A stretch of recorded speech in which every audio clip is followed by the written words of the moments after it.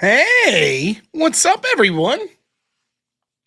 Welcome to a special edition of the Normal America Show, which I had not planned. Was going to take today off. Probably should have, anyways, but I was very excited for the Andrew Wilson, Brian Shapiro debate coming up tonight. So I thought I'd do a short stream. This ain't going to be like a big 2 hour one. We're going to get out of here before that debate starts. But I thought I'd plug that debate a little for both Brian and Andrew. Hey, who knows? Who knows who will win? Right? So I'm sure both Brian and Andrew will be happy to have as many eyeballs as possible on this, Maybe and maybe Brian will absolutely devastate him with his sparkling wit and mastery of in-depth analysis. Maybe it'll happen. You never know.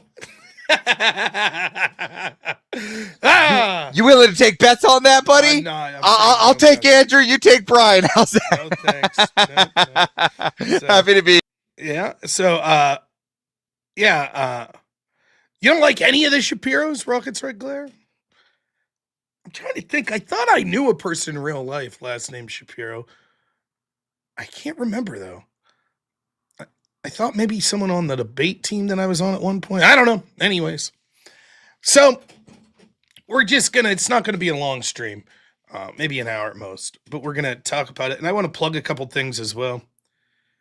I definitely get some Sam Kinison-esque, yeah. Yeah, I got it. That's all right. I know my voice is I have a weird sounding voice. You ought to hear me singing Bruce Springsteen songs. Anyways, we'll talk a little about the debate tonight, and I have some other funny stuff to do. So it's supposed to be at 9 p.m. So, oh shit, I came on earlier than I expected. I wanted to come on around 8 p.m. So we're not going to stay here till 9. That ain't happening. But we will lead into that to some degree. Maybe talk some other things. I don't know. Who knows? So, very exciting debate coming up. I hope you all's Sunday went well. Mine was very well. My wife's back from her trip. And my son's doing very well. She bought him this, I don't know how to explain it. It's like sort of a hat that you put on, but it's like a mask. And it's made out of like the same stuff that a stuffed animal is. And it looks like a dinosaur skeleton. And then imagine off the back of it's like a spine, like a big rat tail coming off the back. He thinks it's the greatest thing ever. He's been running around. He could grab that spine and hold it like it's like a gun. And he kept threatening to, quote, delete me from the server. Which is, it's pretty intimidating. Pretty intimidating. Didn't Pisco demolish Rob a million times? Yes, that's what happened. Of course.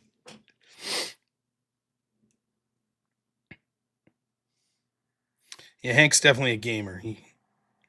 That is my guess. He watches a lot of Minecraft videos, yeah. So, the impetus for the show tonight, though, was I have a tremendous editor named Black Elk, and he's been doing a great job, by the way. Shout out to Black Elk, fantastic. So if you go to my channel and you check out like the regular videos, all the thumbnails, all the edits, all of that stuff, and a bunch of other stuff behind the scenes, Black Elk's working on. And he, oftentimes what happens is I'll do he's great to work with because I never have to, he's just off and decides what to clip on his own, which is fantastic. And so a lot of times I'll debate someone or I'll do something on the channel and I'll know like, yes, that'll probably be a clip at some point. And for me, there was a moment, the last time Brian called into my show that was epic. It was an epic moment, and I knew that it would make for a very good clip, and Brian knew it was going to be a very good clip. And so it just so happened that that's the clip that got put up today. And then I had learned yesterday that Brian Shapiro was debating Andrew Wilson tonight, and I thought, wow, that's serendipitous that clip got put up the same day. And as far as I know, Black Elk didn't plan it that way. So my goodness, what an epic fortuitous series of events for me. And I was like, well, let's come on and we'll talk a little about Brian Shapiro and what's going on. And then maybe we'll get into some other stuff. I thought I only had an hour and a half till the debate, but my internal clock was wrong there. So I thought we'd talk some of the Brian Shapiro saga from my end. And I also have some things to push on you all today. That's right. I'm going to use the political capital I have to shove you guys to a channel. How's that sound? So that's sort of the plan here. So not a lot of these things do I have receipts for to bring up, but it's all true, and you could, if I really was pressed, I could find the stuff, and I've showed it on stream before. Yeah, we could talk about some of the tactics as well for the debate. That's no problem. But yeah, we'll talk about it. Then we'll culminate with, we're gonna do a watch along of my video today that was put up on my channel. It's an amazing video that Black Elk put together. So that's sort of the plan. So Brian Shapiro is a radio host, I believe is how he fashions himself. Now, first off, a little about me.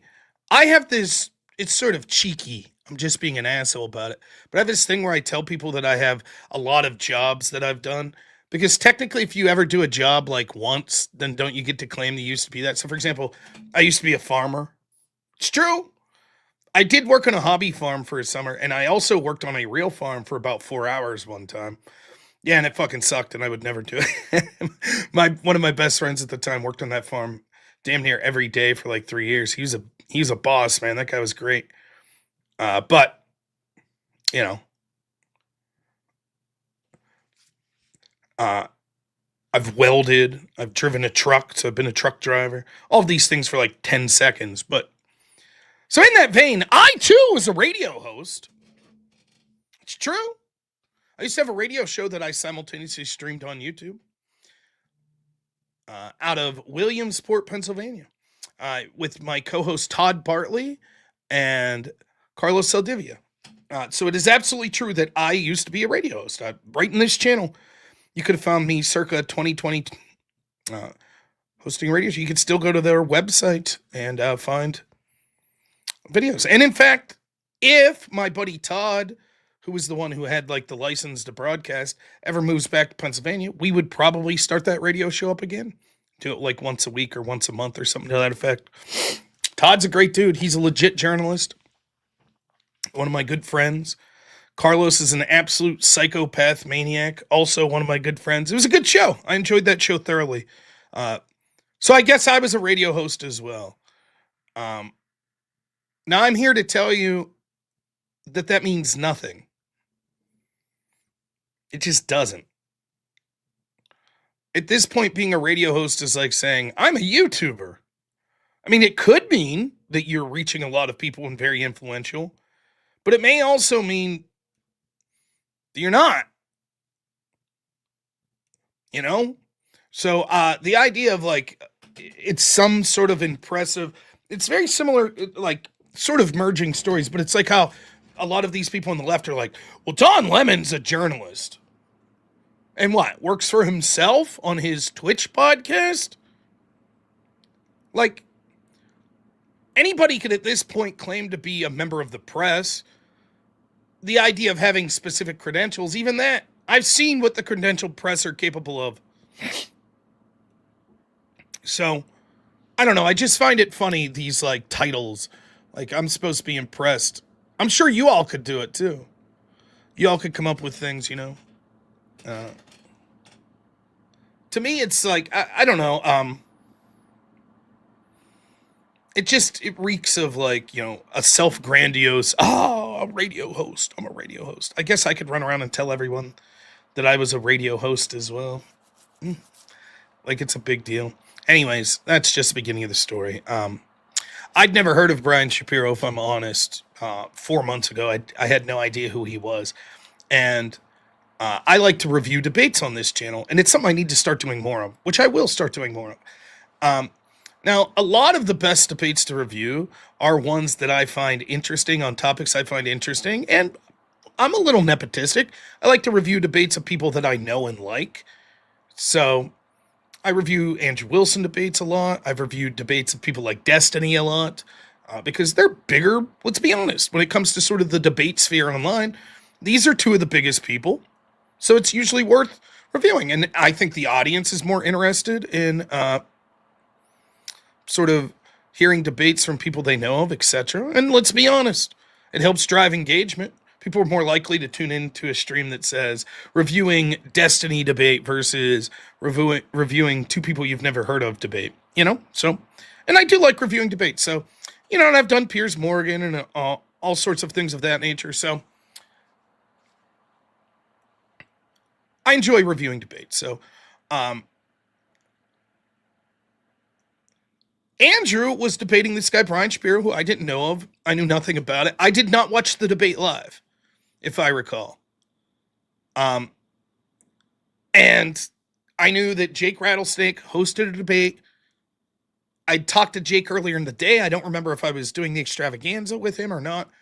But he was like, yeah, I'm moderating a debate tonight. Cool. So I thought to myself, oh, I'll check that debate out later. Maybe I'll review it. And that's what I decided to do. So a day or two after the debate, I decided to review it. And it had to do with sort of the concept of, can you ethically vote for Donald Trump? Can you ethically support Donald Trump? And this is a big mistake. Like, I'm a damn good debater, I think. But when it comes to like conversations around ethics, I'm smart enough to know that that's a tough debate to have with Andrew. Like, Andrew's debating on that level, on like a philosophical level. I'm not really doing that so much. So that's his wheelhouse, you know? So it's like, okay, now that doesn't mean Andrew's going to win the debate automatically. I'm not saying that. But I'm like, oh, that's interesting. A person wants to debate like sort of in Andrew's wheelhouse. And I was aware, if I remember, before the debate, that I saw some sort of scuttlebutt on X that Brian was complaining that the topic wasn't what he had thought. And so I decided that I would review the debate. I was like, okay, sounds like there's some interest here. And it was a beatdown. It was an epic beatdown.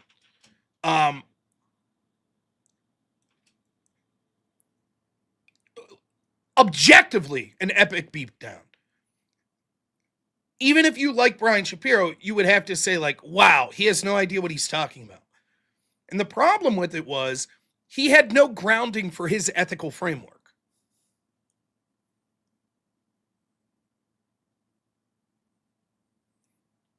Right? So if you're going to say, can you ethically support someone? You have to be able to define like what your ethics are.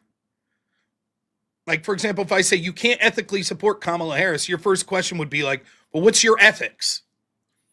Without that, what do I mean when I say you can't ethically support her? And Brian had no clue.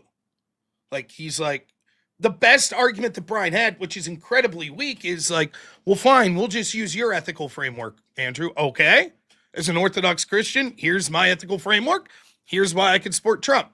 And the easy argument that Andrew went for was abortion. It's in his framework, it is murder of children, and that supersedes any bad things that Trump's allegedly done. That's why he can support him, because he put Supreme Court justices that try to simple. And Brian had very little to say, and so that was it. And it was just basically the whole debate was Brian complaining about the topic of the debate. And then afterwards, what had happened was he claimed that the moderator like screwed it up, that Jake screwed it up. But if you went, Jake released screenshots that showed that was the agreed upon topic. Brian tried to later claim that they talked after the text exchange and agreed to change the topic or something. Nonetheless, I'm reviewing the debate and I'm trying to be objective, but I think Brian's doing poorly. And lo and behold, there's Brian Shapiro in my chat. Now, I've never interacted with this guy ever.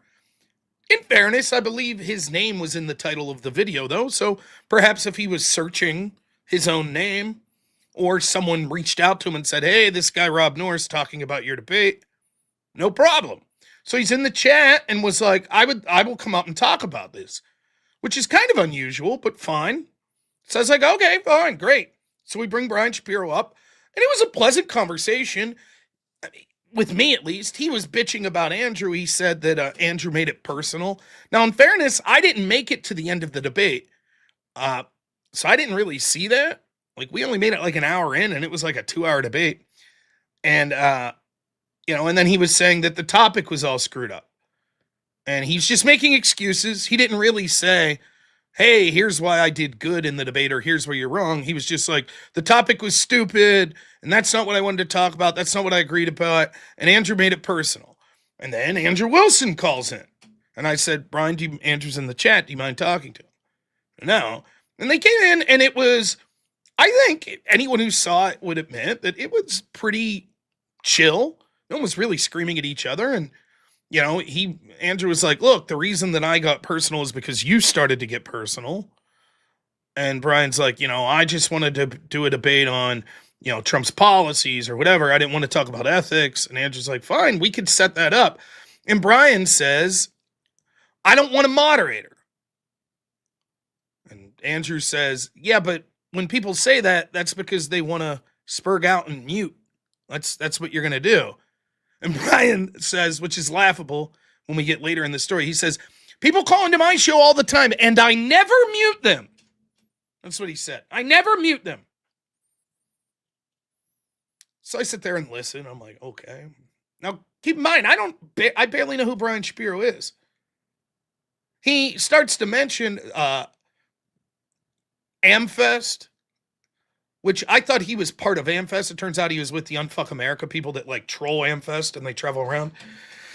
But Andrew was considering going down and debating Destiny and Adam Mockler with Myron Gaines. It was an offer that was on the table. It never came through. Now, I like Andrew. And I would have been happy to go to AmFest. And so Brian mentioned he was looking for an opponent, and I said, I would debate you, and I won't do anything about ethics. We could talk strictly policy. Fine by me. At this point, Brian had been nothing but courteous to me. No problem. He says, well, they want me to debate someone with like sort of a resume. Can you just, after this, send me? I said, sure.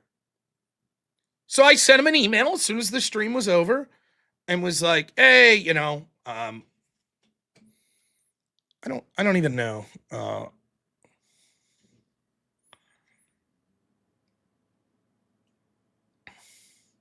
me check something. Let's see if I could pull this up.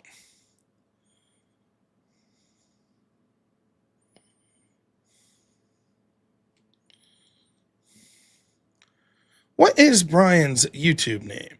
Because I could find the quote. It's quite interesting. See if I could find this. Pushing the Limits. That's it. PTL radio show. So I did. I sent him an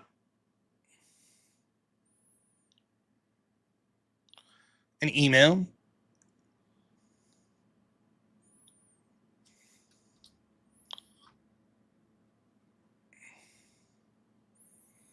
Is there a way to search comments?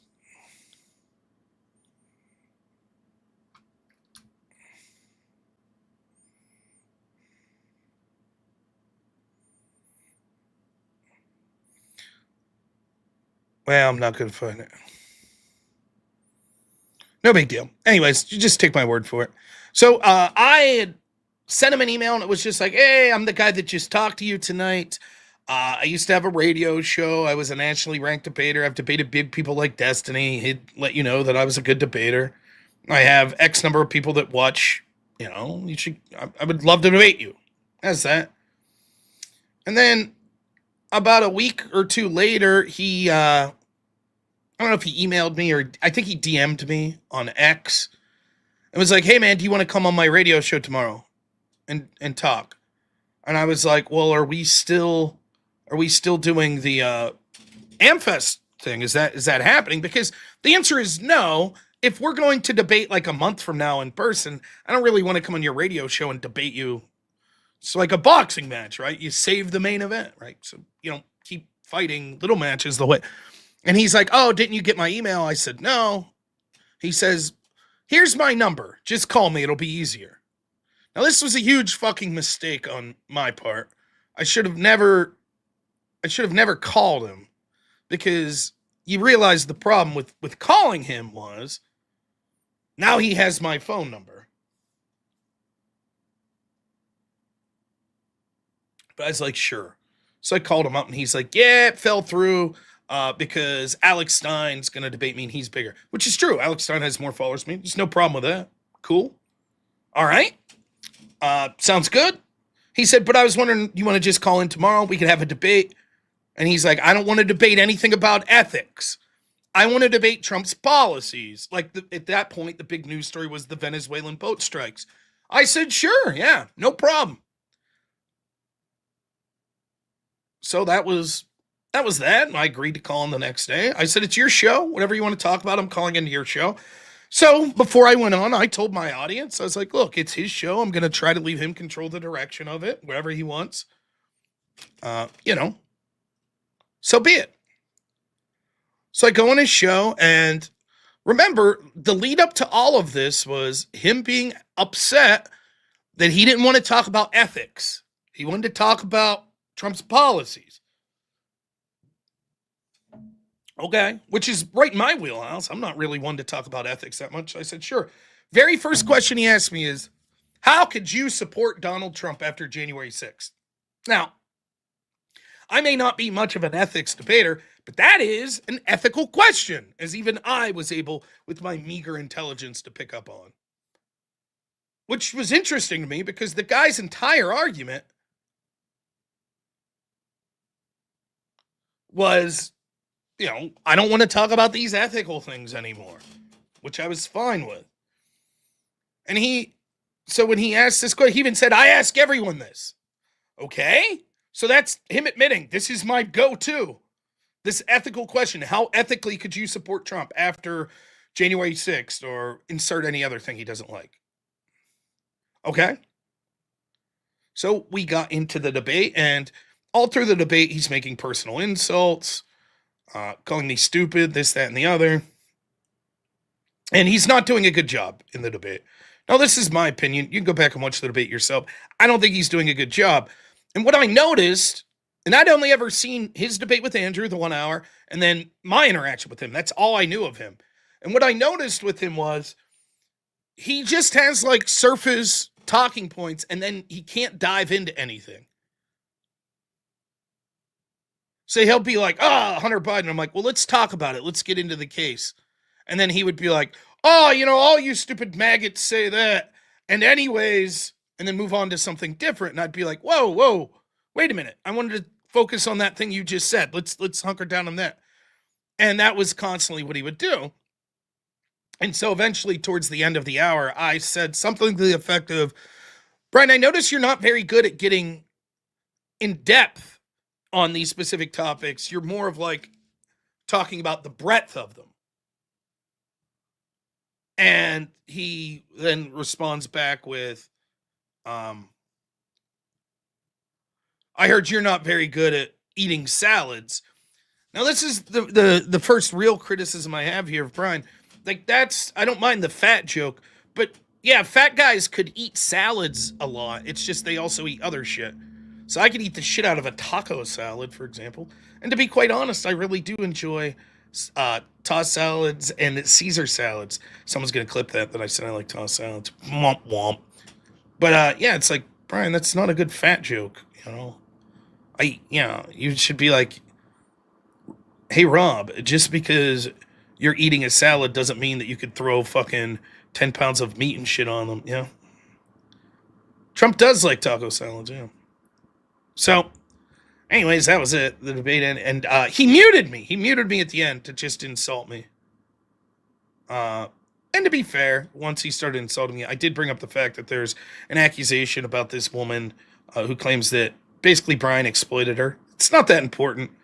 I don't know that I believe the allegations of this woman. I just think that it's funny if people want to make personal insults and bring up personal shit about like Andrew's family. And he had also then said to me about how I must be a cuck, that my wife probably doesn't sleep with me, and all of this shit. And That's the last official interaction setup I had with Brian Shapiro. Post that interaction, the dude constantly is in my chat. Constantly. He's just in my chat. At first he was pissed off because, as I mentioned, my editor. See, here's the whole point. Like, just so you all know, like a little inside baseball here. This isn't genius shit, right? I do these shows that are live streams that are usually at least 2 hours long. That's not necessarily the most accessible thing to everyone, right? Not a lot of people are going to be like, yeah, here's this fat guy. He's rambling about something. Let's tune in and see what's up. But if you have like a 5 to 10 minute video, that could catch people's attention. So you're trying to reach as broad of an audience as possible. So if I do a 2-hour debate, my editor may break that up into 3 10-minute segments. Here's Rob and Andrew debating on Venezuela.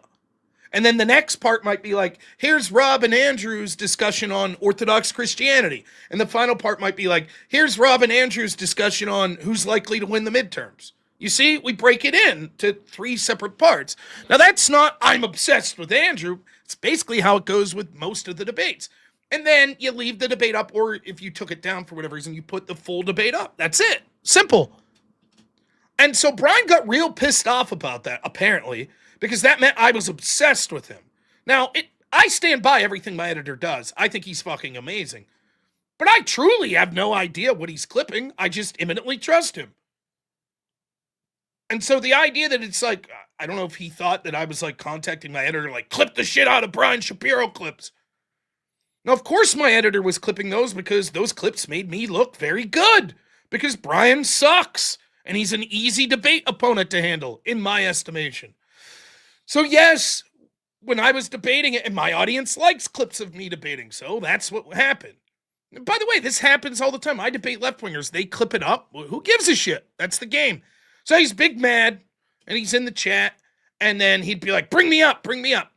And I don't know how many times it's happened now. 4, 5 times? He's been in my chat, wanted to come on, and every time it's the same pattern. He just sort of spurgs out.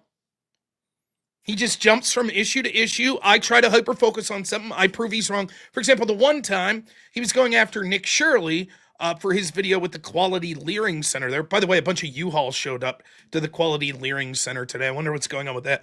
Anyways, I knew damn well what he put when that came out. He said that the reason that no one was there, that place was permanently closed. That was a narrative that came out.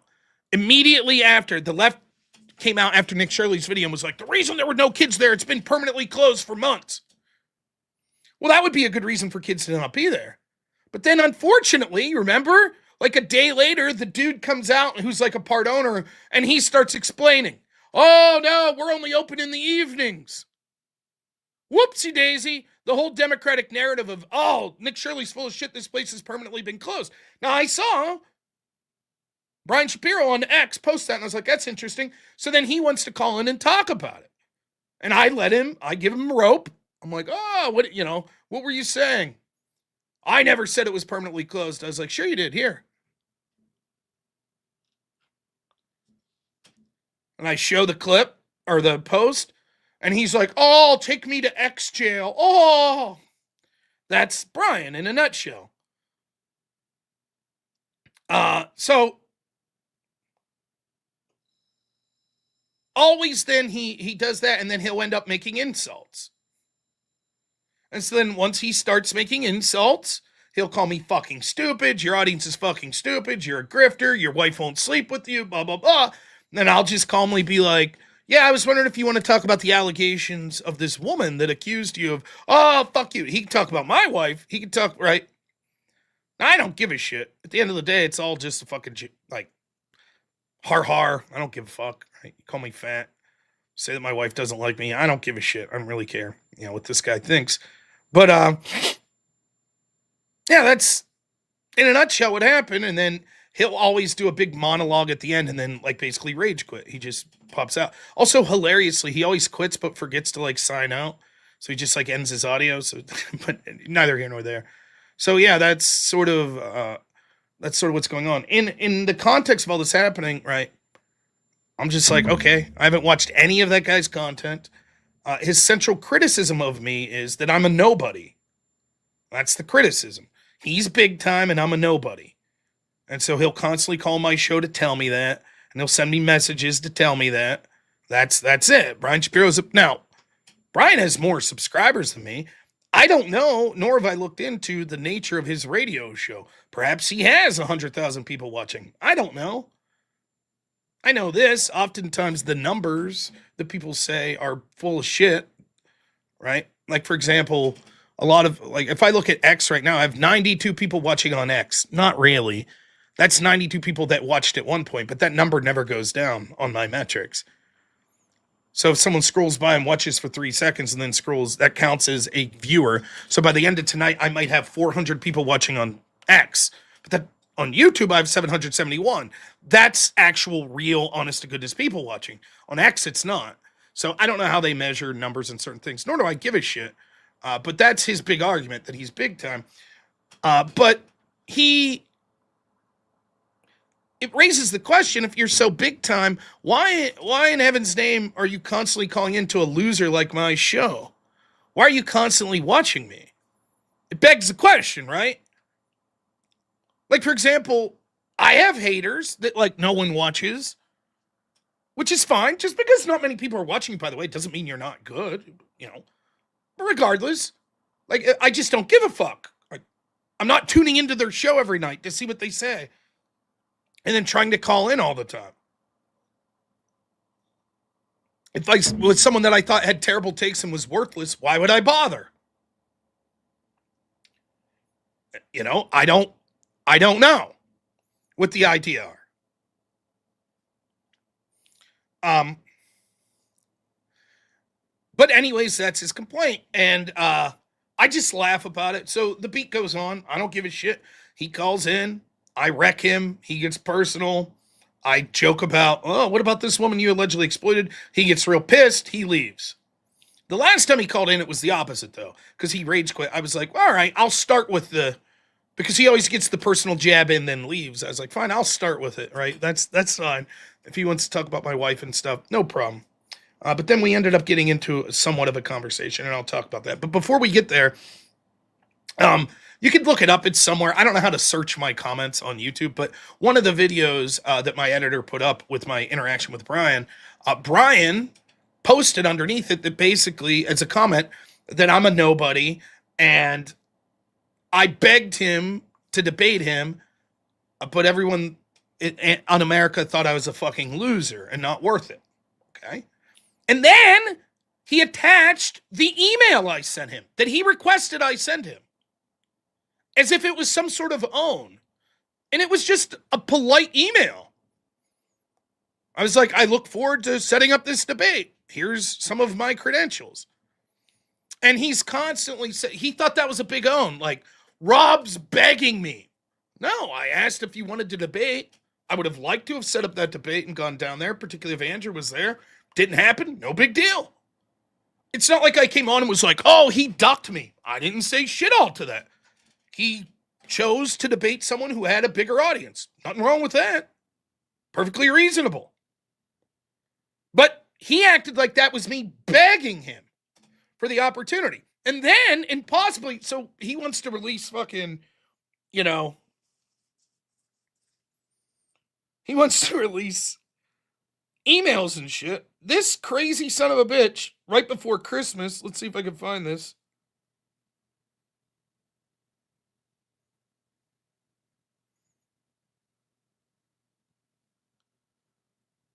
So this is my phone. You can see here, the black's him. And he linked, my editor put up 3 videos of me debating Brian. And he says to me, and I quote, he says, this is my actual phone. He sent this as a text message on my phone. While I'm at Amfest debating Jack Posobiec and Michael Knowles and being invited to conservative parties and doing debates, you're stuck in your attic making hate videos about me. What a fucking loser you are. LMAO. Last you will hear from me, you irrelevant cuck. Spoiler alert, it wouldn't be the last I heard from him. To which I responded, Merry Christmas, Brian. Now imagine, that was 4 days before Christmas. Imagine you're big time. You're hanging out with Jack Posobiec and Michael Knowles. You're at Amfest. And there's this nobody out there, robnoerr. And you take time out of your day to text me on my phone to tell me how I'm a nobody and how cool you are. And to me, that was the telltale sign. This guy has one of the lowest self-esteem I've ever seen. Like, he knows he got wrecked in the debate with Andrew. That's why every time he calls into my show, he talks about Andrew. He knows he gets wrecked with me. And so he's desperately trying to find something, like personal insult, something. I don't think the guy has any friends. I really don't. I think, ironically, that probably this community is as close that he has to, like, friends. He views me as like a frenemy. That's what I think. And I think he has incredibly low self-esteem. And I mentioned this to him, and he's like, no, you do. Okay, good one. But it's sad. It's honestly sad more than anything. I can't imagine. Like, let's assume for a second he's telling the truth. I don't know if he is or not, but let's assume he is. He's an Amfest. He's a left-winger, but all these right-wingers kind of like him enough to be like, hey, Brian, come over, hang out with us. All these big-name people.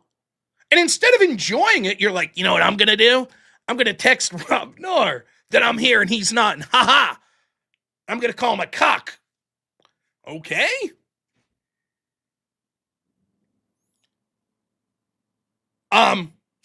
He did. He asked to see my penis at one point as well. It's crazy. Like, it's just, like, he's unhinged. But I don't mind. And, you know, Brian pegged this part right. He's like, oh, and I call in, you get more viewers. Yep.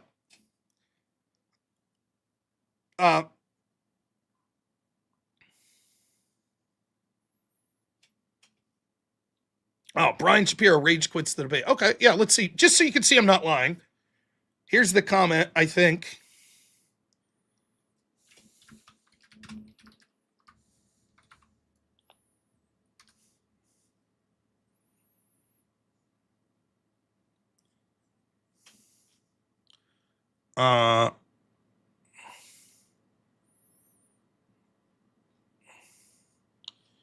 We'll search for his handle here.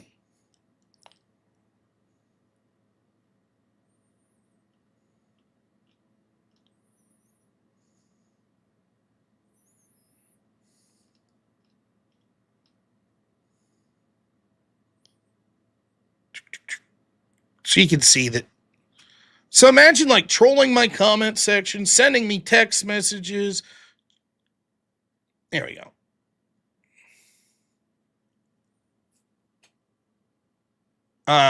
Here is Brian Shapiro releasing an email I sent to him on my comments. That's him right here. PTL radio show. That's Brian's actual. And this is what he puts. This is an email Rob sent to me for all of his cultist fans. He sent me his resume because he wanted to do an in-person debate with me so badly this week. We said no. What AC resume? He got 1 vote running for Congress, has 300 viewers, and apparently Destiny said he was a good debater. We know who the real joke is. The guy in his attic every night begging people for money. Email below. By the way, if this was my attic, isn't that actually a good sign? Like, my attic's actually shitty. I live in a fucking cheap-ass house. Guilty. I'm doing pretty good on my channel. I'm making a decent amount of money. By the way, send in more super chats, everyone. But honest to goodness, I think my house is like an $80,000 house, you know? And so he keeps like, I guess that's his insult. You're in your attic. Okay. I'm not. I'm on the second floor in my office, but okay. But he constantly goes back to that like it's some sort of insult. But again, once more, he's bad at insults because if someone has a decent attic, that's like a sign of wealth? Maybe? I don't know. I think so. My attic was insulation, Rob, in 105 degrees at all times. Yeah, that's my attic. That was like hands and knees. Yeah, it's just a crawl space, basically, my attic, yeah. So yeah. Anyways, then Brian sends the email. It just said, and again, he thinks this is like making me look bad. Hey, this is robnoerr, the guy whose show you called into tonight. Just following up on setting up a debate for AmFest, possibly. By the way, I thought it was at AmFest. I did not think it was at Unfuck America, which became an issue later in a different way, but nonetheless. I continue. Some selling points for me was I was a collegiate debater who qualified for the National Debate Tournament, ran for Congress, had a radio show, and a producer for Word War Debate. Have about 300 live viewers a night. Wow, that's really gone up in a month. Now we're at like 800. And I've debated some of the biggest names on the left, including Destiny, many times, so admit I'm a very good debater. I would love to focus on politics instead of ethics and philosophy, and would like a topic such as who would have been better, Trump or Kamala? Here's hoping we set this up and have a great debate. Regards, robnoerr. That's it. That was his big, burn. And that's him saying that I was begging him for a debate. I didn't see it that way. But remember that coming up tonight. Was he begging Andrew Wilson for a debate?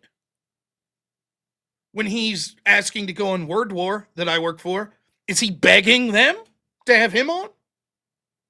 Interesting. I'm just some fucking nobody. But I'm the debate architect for Word War, which he's desperately trying to get on. Now, my feelings on that's like, no shame in that. You reach out to different events and try to do different things. But if me, one time, sending an email that he requested about setting up a debate with him was me begging, then why is it different for him? Anyways, he begs to come on my channel and for me to pull him up. But I don't know. I thought that there was nothing wrong with that email. It was polite and courteous. It spoke towards him not wanting to debate ethics. That's it. He said no problem. Oh, again, go back and watch. I didn't say shit on my channel. I didn't say shit on social media. Nothing. I didn't say, he's running for me. I was just like, okay, shit happens. I get it. I'm not the biggest streamer in the world. Totally understand. I think I'm doing pretty damn good, but I'm not the biggest streamer. And if someone wants to go, for whatever reason, in a different direction, I don't give a shit. I'm not one to really, nor have I ever been, one to really be like, even when it came to like Destiny blacklisting me, I said some shit about him blacklisting me. But one of the things I said is, and this is a true statement, how often are people obligated to debate you? I would say never. That's just the way it is. I don't think I'm obligated to debate anyone, and I don't think anyone's obligated to debate me. It is what it is. We're in our own little ecosphere here. Now, if you're like Hassan and you're never debating anyone, it's noticeable. It's like, all right. But like, before Destiny blacklisted me, he would debate me like once every 4 months or so. Is that him running for me? I don't think so. What's he supposed to do? Just debate me every other night? Of course not. So I don't get it. You know? I promise I'll get to the super chats. Thank you all. You're so kind. But then he blacklists me. Now, when you specifically say I'm not going to debate someone for some bullshit reason, that's a little different. Nonetheless, I don't really give a shit, you know? Whatever. Is what it is. So, anyways, that's Brian Shapiro.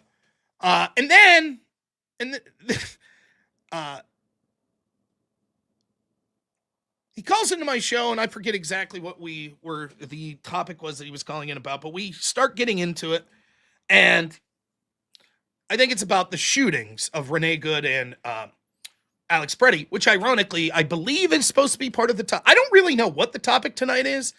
I think it's ICE and the Epstein files. He will be debating Andrew Wilson here at 9 p.m., right? So, he calls into my show, and we start going back and forth, and as usual, he'll make a claim. We'll start to dive into the claim. He runs to something else. The central argument you're going to see before this clip comes was he had mentioned before that the shooting of Ashley Babbitt was a legit shooting.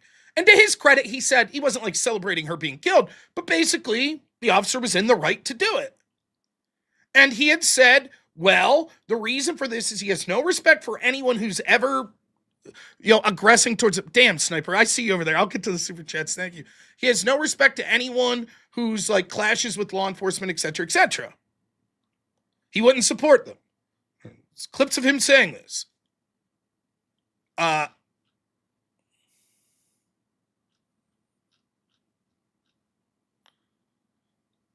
let's see if I could find real quick. I could show you this.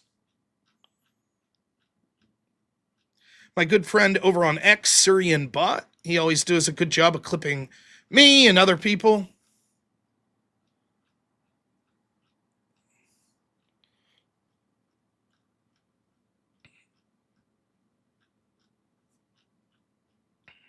The bastard's like me, though. He posts too much on X, and then it's hard to find. So here is oh,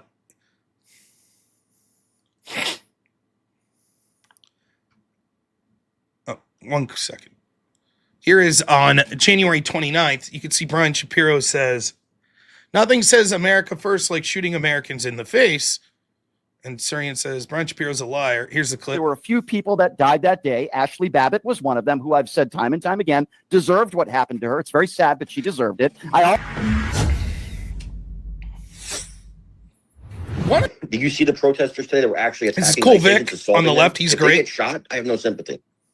Okay, so if they get shot, Assaulting ICE officers. okay, so if they get shot, Which, by the way, remember when Brian Shapiro, remember in his debate against Rob when he was like, if you attack a police officer, you're not a patriot. Flashback. I think we both could agree you're not a patriot if you beat a cop. I don't care if you're a Boy Scout or if you've served in the army for 20 years. If you attack a police officer, you're not a patriot. Remember when he said that? Flashback. You could serve this country honorably, and you could work at a soup kitchen for 30 years. Uh-huh. After that, if you decide to beat a cop, I will never call you a patriot. Even under no circumstances. Hold on. I would respect your service, but if you decide to beat the shit out of a cop with their own baton, I reserve to not calling you a patriot, because that is a despicable act. Now, I'm pretty sure he's just going to be like, well, I said police officer, though. ICE isn't a police officer. Flashback. The people right now that are fighting back against ICE, that have shoved them and things like that, are they not I don't support that. No, I don't think that's patriotic at all. I don't think even if matters later it turns out that the court rules that Trump's deportations are illegal? Let me be very clear. Anybody who assaults law enforcement, that could be ICE, even though I don't agree with the way ICE is doing things, that doesn't give you the right to take matters into your own hands. Okay, I don't agree with that. Only bad things can happen from that. End of flashback. Shout out to my friend Cool Vic. Here's his channel. You should go check that out. He does a lot of debate reviews and stuff. Great guy. Notice, though, he says, Ashley Babbitt deserved it, and anyone who's clashing with law enforcement. Okay, this raises the question. Now that we see Democrats that are intentionally pushing for people to go out there and to be involved in clashes with law enforcement, predictably, this will lead to exchanges with law enforcement. And that's exactly what the Democrats want. They want martyrs. So they set up these riots on a daily basis, and people like Brian basically say nothing about it, or they'll say, yeah, it's not good, and then move on, ignoring the fact that it's happening almost every day in cities across this country. And Democrats are basically turning a blind eye, just like they did with the George Floyd protest. And then when things get violent with law enforcement, they go, look how bad law enforcement is. I'm sure that'll be a lot of the debate tonight. Nonetheless, what I was talking about specifically was the idea of him saying Ashley Babbitt deserved to be killed. Okay, that's a take. Why? Right? Why? What is it about it that she deserved to be killed? That's the question. Now, the reason I brought it up in the context of my conversation with him about Renee Good and Alex Preddy was he was trying to make the claim with Renee Good specifically, we just need an independent investigation. I believe this was before the Alex Preddy shooting. That's all he wants, just an independent investigation. He won't trust the results of Trump's own DOJ or FBI looking into it. And I said, why? Was there an independent investigation into Ashley Babbitt? Because you said she deserved it. My understanding is the only investigation in Ashley Babbitt was the U.S. Capitol Police and the DOJ, largely under Joe Biden. So how can he make his mind up about Ashley Babbitt when there was no independent investigation, but when it came to the situation with Renee Good, nope, I demand an independent investigation. How is that the case? Now, he won't answer. He does what he always does. He filibusters, he deflects, he obfuscates, etc. That's what he does. And that's what leads in to this clip from today. So, ladies and gentlemen, this is a 10-minute clip We're going to play the clip, talk a little about it, then I will get to super chats. The clip, you can find it right here, and I suggest go give it a thumbs up if you like. Shout out to my editor, Black Elk. I'm going to just let the clip play with no commentary of my own. Now, I will warn you that the clip is sped up at some points because we were trying to get a video in under like 20 minutes. And if some of you saw this live or whatever, it'll be a bit of a repeat. But I think it's one of the funniest clips I've ever seen. And I'll just let you know, I came to the realization that this guy just wanted to filibuster and not talk about the issue at hand and just do the personal insult game, etc. So I said to myself, okay, I'm just going to let him. And so that's how this came about. So thank you to the great Black Elk. The link, again, right here. And enjoy.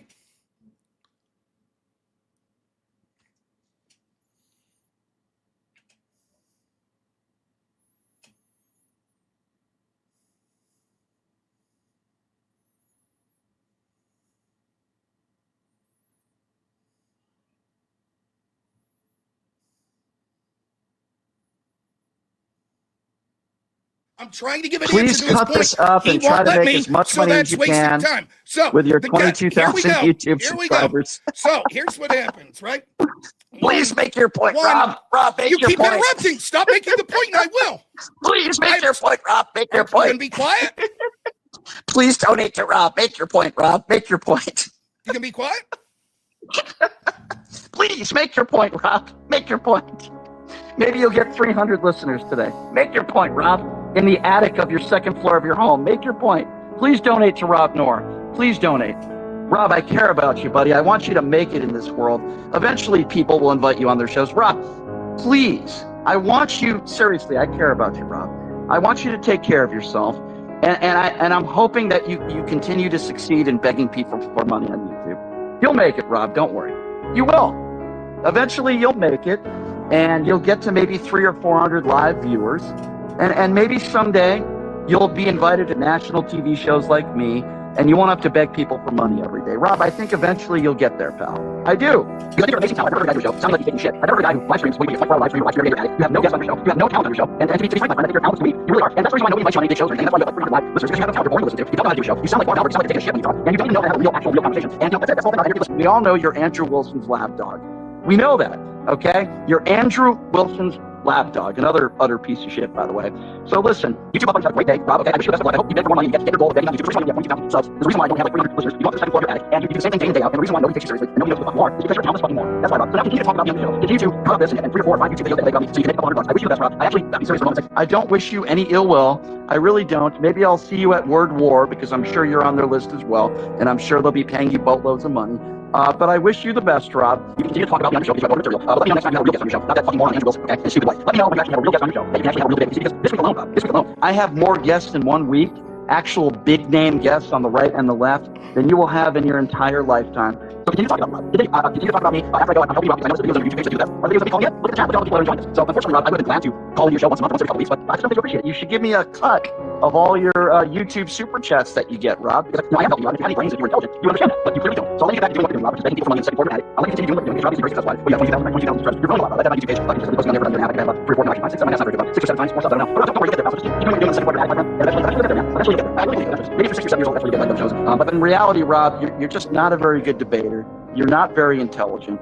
And if you were, you would actually have a more successful career. But you live off of YouTube super chats. You literally live off of that. Nobody's paying you. You don't have any real substantial advertisers. But all you do is you go on the second floor of your home, your little man cave attic every single night, begging people for money on YouTube, Rob. That's what you do. So you can cut this up, you can put it on YouTube, which you know people do, and you'll make material out of it. And I'm glad I hope you make a lot of money, Rob. I really do. The fact of the matter is you don't have a real special debate. Because if you did, you wouldn't use $1. You do that every single time. And your resume, I have your email because I sent it to the people at Unfuck America. And you sent me an email with a resume. And your resume consisted of your resume consisted of Destiny said I'm a good debater. I talked to Destiny. He said you're a fucking idiot, by the way.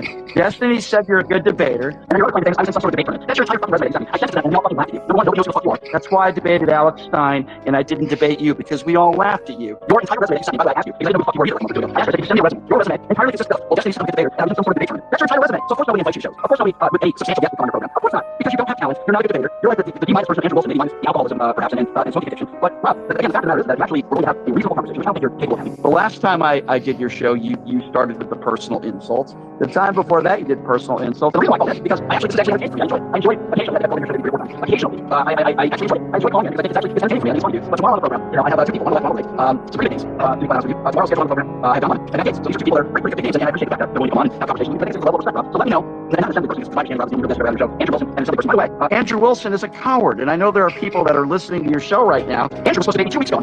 I have the DMs. He said Friday should work. I have the DMs. And then Andrew canceled the debate with me on Friday. Instead, he decides to debate you. You both are cocks and cowards. So Andrew refused to debate on this one. Instead, he debates you. And then I said, hey, why don't we debate the ICE situation? Why don't we debate you? And he doesn't want to debate that. And then a week later, he says, let's debate on why you think Trump's a fascist, which by the way, debating for. So he's coward just like you. You guys are one trick pony.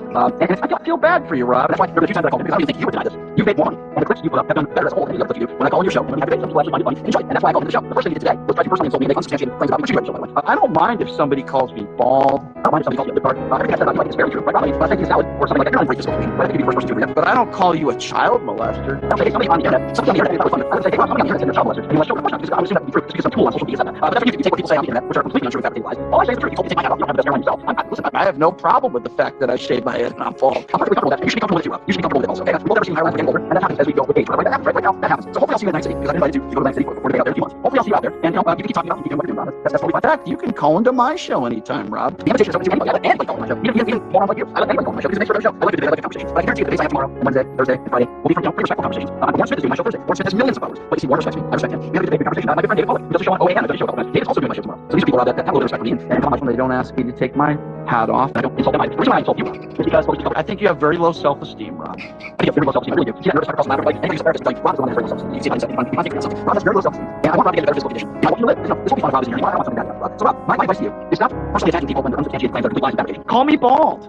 Call me a libtard, even though I'm not a liberal. Call me those things, because I think that's actually funny. People call me bald, they come to that. I laugh at that stuff. But I certainly would say, well, I see this shit on social media that claims that you're childless, Rob. I see this guy on social media that says, you're not going to say that, because it's not true. Because somebody says something on social media doesn't mean that it's true. I used to that, Rob, I think your profile is larger, or you get larger, that doesn't happen. But as your profile is larger, Rob, you'll have more and more people that will attack you and say things about you that are not true. You don't have that now, Rob, because you have a few hundred fans. You also said that the few fans that I have, Rob. I said that a few more than just a couple, Rob. I mean, I have a lot of people that listen to my show every day. You can find Facebook, YouTube, and I can provide those details for you like. It's about 500,000 views a day. I take about an hour of calls a day from people all over the country that call my show every day. So Rob, it's not about self-esteem, it's about being confident that we are. I know when I wake up and I look at myself in the morning, I'm happy with what I see. Because I go on here every day, I don't make people for me. I go on here and I speak my mind, but I always welcome the other side. There's a reason why nobody on the other side really talks on your show or debates you. It's that. I'm the opposite of that, Rob. I have more people that disagree with me on my show than people that agree with me. And there's a reason for that. People respect that, Rob. When was the last time you on a Democrat that you've ever got into a debate? I don't think you've ever done it in your life, except for maybe once when you debated yesterday. Like that guy. You can. Why would you waste time? There's a reason why big names on the other side don't come on your show, or big names in general. Have you ever had anybody in the Trump administration, Rob? I've had in the last year Robert F. Kennedy Jr., Caroline Leavitt, just to name a few.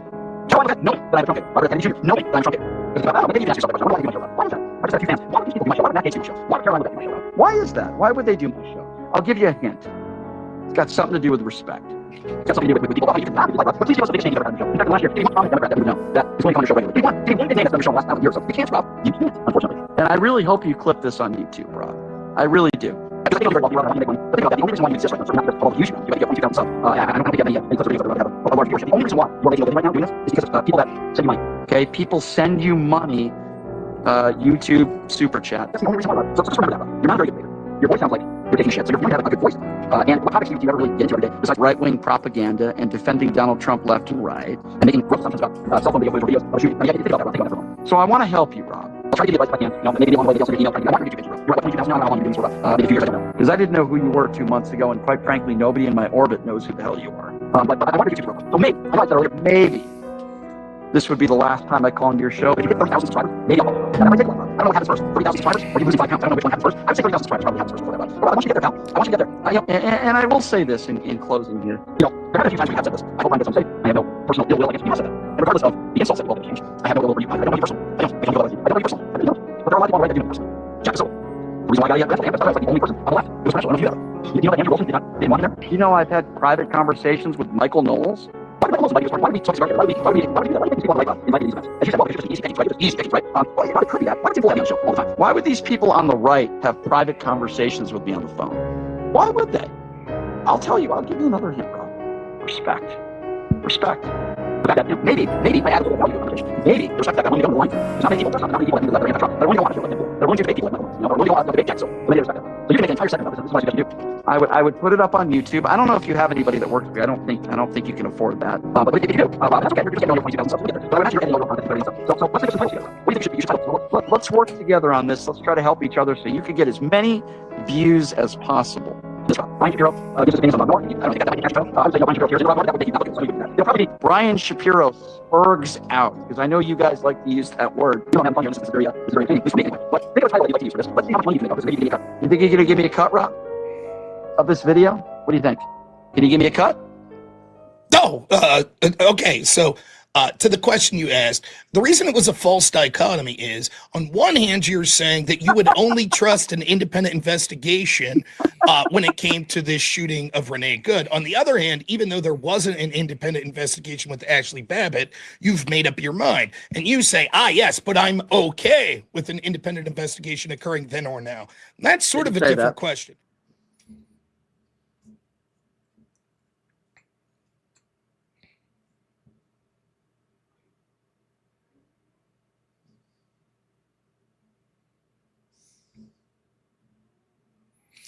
And there you have it. That was Brian Shapiro going off for about 18 minutes and 30 seconds. Now, you can find the full video on my live stream, or you can slow that down to see. That was just sped up. It was legit. That was 18 minutes and 30 seconds. I don't know what to say other than that it's one of the funniest things I've ever seen. In that entire 18 minutes and 30 seconds, I don't think he said anything that remotely was even approaching like a good insult. It was very repetitious as well. But some highlights of it is, my editor Black Elk, tremendous job when he chose to slow it down. I love the fact that he's still obsessed with Andrew. He has to bring him up every time that he calls into me. That's good. The several times saying, I'm bald, so what? You can tell that hits a nerve. Yo, shit, my head. I like what I see when I wake up in the morning. It's so good. And then let me give you a little clue, Rob. Let me give you a little clue why right-wingers stalk me. Let me give you a little clue. Something called respect. He says that a couple times, which is also epic. And then maybe the best is around the 15-minute mark where he's like, in closing. He goes on for another 3.5 minutes. Oh, shit. Whew. I knew when he was going on that rant, I was like, this is epic. I'm just going to sit back and let it go. I'd sit there for 2 hours. I'd have let that guy just fucking spin his wheels for 2 hours. So, my goodness.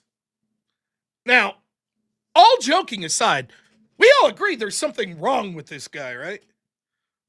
I said low self-esteem. I think that that's certainly something. But I also think there is a legit, like, mental component to this. And so, kudos once more to my editor, Black Elk, for letting people know. If we could get one thing positive out of this, just know you're not alone. It is Mental Health Awareness Month, so reach out. There is help possible for people like Brian. It's definitely something that's possible. Don't be alone. And I like to think that I'm sort of like Brian's therapist at this point.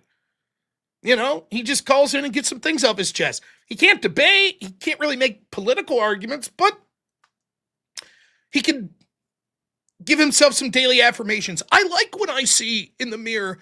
I don't mind being bald. I like it. People respect me. Great, Brian. I'm hoping that it helps in some little way. He does. He has a radio show. My goodness. He's an amazing, amazing, amazing guy. By the way, thanks, everyone. Over 1,000 viewers on YouTube. Thank you guys so much. It means a lot. We're going to read Super Chats here. But there's something wrong with the guy. You know, and to talk seriously for a moment here, in all seriousness, I think a lot of people get involved in this space because there is sort of a loneliness crisis, particularly with men. I think that's true. And I'm very lucky. I'm 41 years old. I did this first as a hobby, you know. I took care of adults with disabilities. That was my job. I have a bunch of fucking redneck friends around here. They're the greatest. That's my friends. That's my friend group. It's not that I can't or won't make friends online. Of course that'll happen. But it was never my intent. My intent was this was a hobby. And then after I did it enough, it became my job. I do this as a job. And I do, you know, work with politics locally and stuff. Nothing great. I'll probably never get super rich or anything. That's okay. I'm shocked that you know, I have the success I do. If I stop streaming tomorrow, I can't thank you all enough. I think it's amazing. I really do. But I think some people get involved and it's like, I need a connection. I need a social group. And that's why, like, so much of the, you know, like the intentional fostering of drama. I'm not going to pretend I'm above it. I've been involved in drama, of course. But to just seek it out. I mean, just think of the contradiction of his position that he's big time and I'm a nobody, and yet he's literally texting me on the phone to tell me I'm a nobody. He's watching my show on a nightly basis. He calls in. He goes on 18.5-minute rants, but I'm just a nobody. Why is he doing this in his estimation? And I think he could see that, like, I truly believe that obviously there's a healthy dose of Trump derangement syndrome. I think he has a remarkable low self-esteem. He got embarrassed in a couple of debates. It happens. I've lost debates. It happens. No big deal. Life moves on. But I think part of it's the guy wants friends. I really do think I think that, you know, and I know how this works to some degree. I'm small time, but I know this. You go to an event, and when you're at events, things in person, things are a little different, right? So when I was out at Word War, right, you run into some of these lefties. For example, Anna Kasparian. Now, Anna Kasparian, someone in the past, you remember, you're fucking right, I'm better than you, on the Young Turks, right? Admittedly, she's calmed down a lot from then and has apologized for having that mentality. But Anna and me would likely, if we ever debated on like Piers Morgan on a panel, we'd probably be going hard at each other like, fuck you. But there is something about when you see people in person that social conventions tend to be that you're more affable. Not always, but most of the time. So when I see Anna out at work, or when I see Anna out at Word War, granted, I was a part of the team, so I wasn't debating her. Perfectly professional, perfectly fine. Same with Pisco, perfectly fine. Dare I say, I even had a good time. Oh, yeah. That's, oh shit, what was his name? Planet Peterson. Planet Peterson, that's right, yeah. Wearing the merch, baby. That's right, he was wearing my merch, you know. So that shit happens. Yeah, out at DebateCon, all those lefties hung around with us, drinking beers. Not David Hakikachu, who's Muslim. I don't think he drank any. I don't know if that's haram or whatever. But the rest stuck around. And that's sort of the way it goes. Right?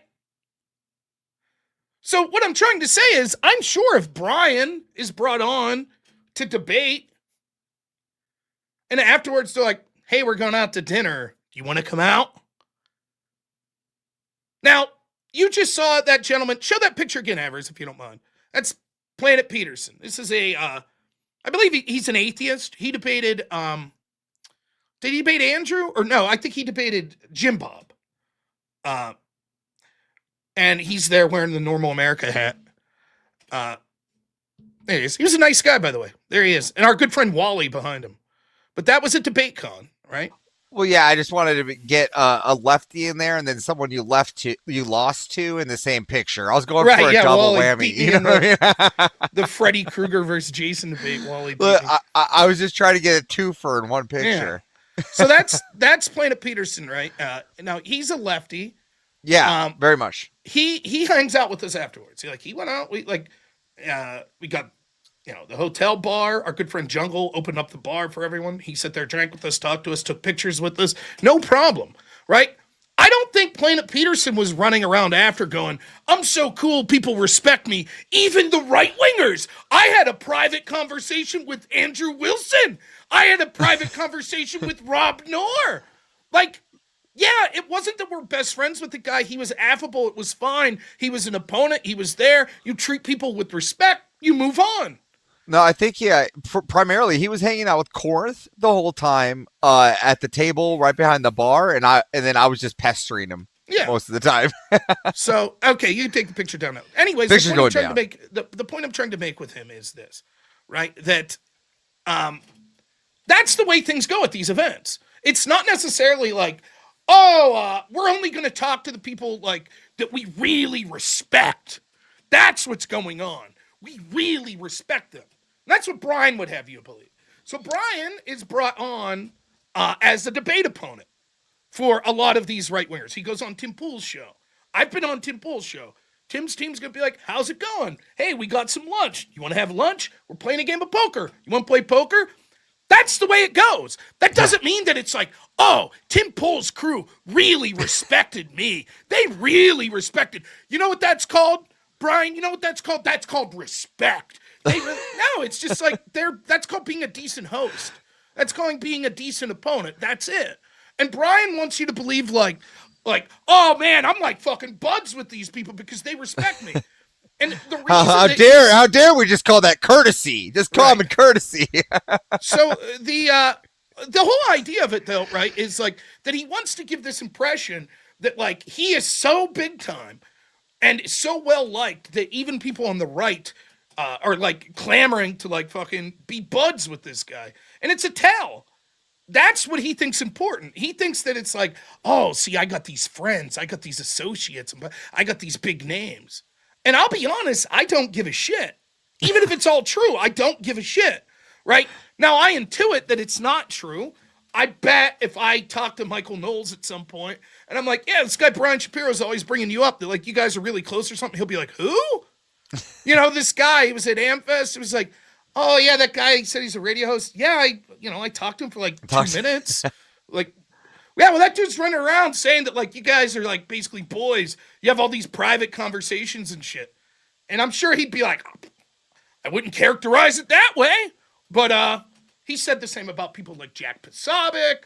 And, it's just a joke. Yeah, and the funny part is, I mean, I sit in the back and I just watch him call in time and time again.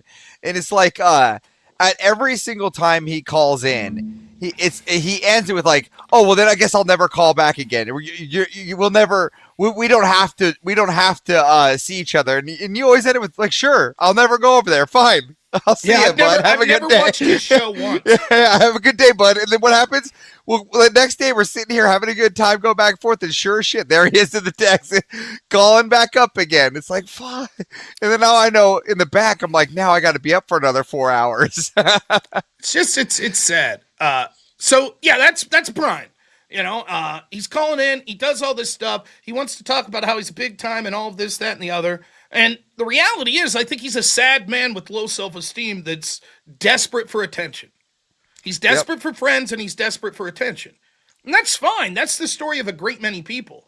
But with Brian, and I think it's indicative of a lot of what we see in society, instead of that being something to work on, which it is, we all have things that we should work on our character. I'm no different. Of course, that's true.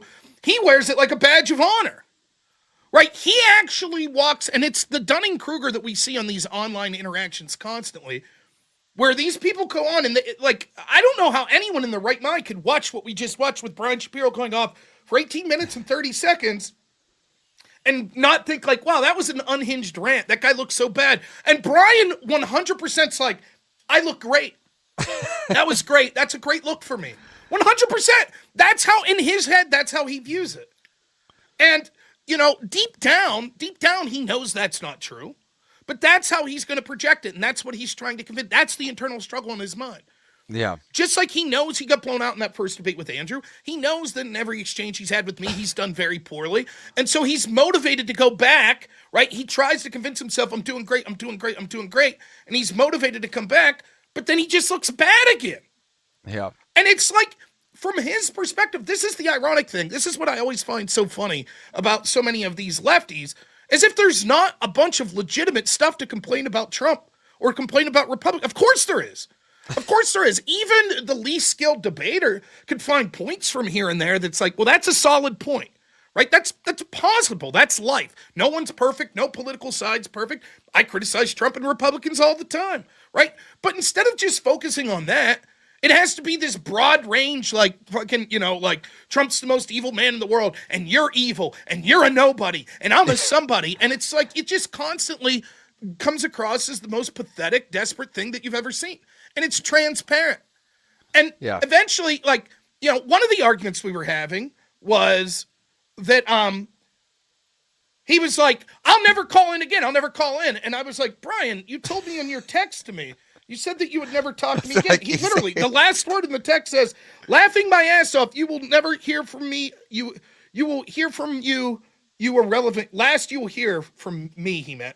He puts last you will hear from you, a relevant cuck. And I was like, Brian, you text me in December and said I would never hear from you again. And yet here you are. You've called in 3-4 times since then. Yeah. And he said, I meant just via text message. Yeah, we're not. And it's like, even on that level, you can't just be honest about that. No, that's not what you meant. Rob, you'll never hear from me. Hold on, let me get my phone. I meant in the StreamYard. Yes. This is the last I'll talk to you in Discord, but I will be sending you signal messages. He said he's so bad. I'll be DMing you tonight on X, but no longer on Instagram. I draw the line there. That's right. Like, I'm going to go get to those signal messages. Right. Yeah, it's so fucking ridiculous. So, yes, Rockets Red Glare. I promise I'll get to them. I'll explain the Super Chats thing in a minute. So, yeah, that's Brian Shapiro. He got beat by Andrew. He's obsessed with Andrew. He got beat by me. He knows I'm friends with Andrew and I work with the Crucible, so he's obsessed with that. And he's going to keep coming back for more. And it would be funny, and maybe this will happen tonight. Him and Andrew are debating at 9 p.m. Eastern over on the Crucible, so that's about an hour. Maybe it'll happen.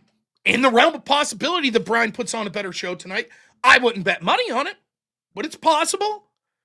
And it's a mistake to ever underestimate an opponent in anything in life, including debate. So maybe he will have done his research and he'll come prepared and he won't be an unhinged lunatic and he'll actually talk about issues instead of just jumping all over the place and only dealing with surface level. I would say no, but it's possible. But instead, what he routinely does is he just comes back with more of the same bullshit petty stuff.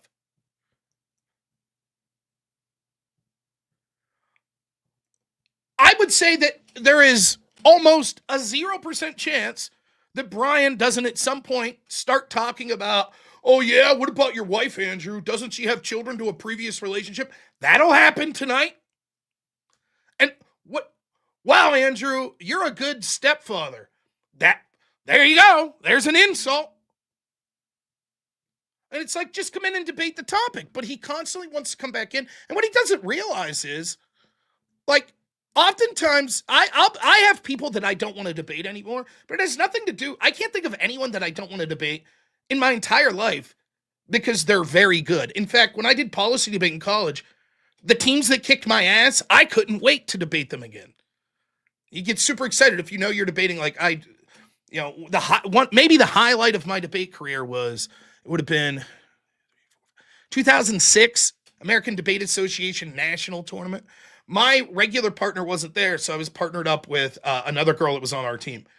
And I took third speaker in the whole tournament. I was the third top speaker, and I beat the best speaker in the country who debated at Wayne State, who's far and away the best debater not far and away, but he was way better than me.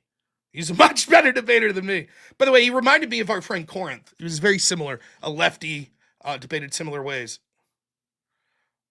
And I couldn't wait to debate that guy. Every time I debated him, one time I came real close. I made one little mistake and he won. But every other time I debated him and the other people like him, they fucking crushed me. And that's who I wanted to debate. The people that I don't want to debate are the people that are boring. So I'll give you an example.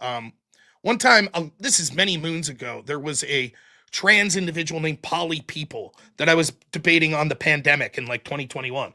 And ironically, Andrew Wilson was the moderator. And Polly was so bad that we were reading studies that she was presenting, and Polly had no idea how to interpret it. He was just and Andrew was literally I'm going to stop the debate. It's not possible to have a further conversation because it's no longer a debate. It's just one person going, I don't understand anything.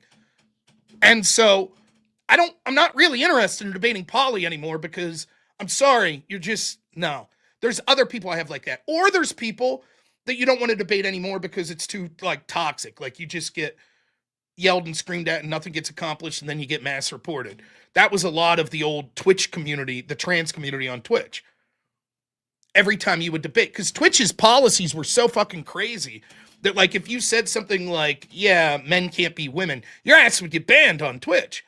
So you'd get into these panels and there'd be a trans person there. They'd be like, can men be women, Rob? Can men be women? And then your channel would get mass reported like 15 times. Yeah, I'm not interested in talking to you. Right? But other than that, sure. What Brian doesn't realize is he falls in the category of almost too dumb to debate. But what makes up for it is he's such a fucking train wreck that it's like red meat to my audience. My audience loves when Brian Shapiro comes on. Because I'm going to look great and Brian's going to look horrible. Brian is a good representation of the left. He claims he's not a lefty. You could judge for yourself. He's a good representation of the anti-Trump sort of left. So of course, if I don't have anything else going on and he's in the chat and he wants to call in, I say, sure, no problem.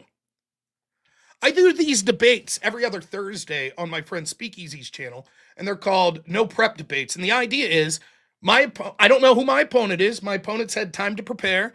I don't know what the topic is. My opponent picked the topic, and I do the debates. That's like Brian Shapiro. Brian could spend months upon months upon months prepping something, call in to talk to me about it, and he's going to immediately get devastated.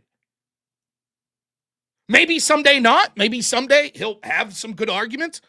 But if history's any indicator, he sucks. You could literally just have him call in and go on a 20-minute rant.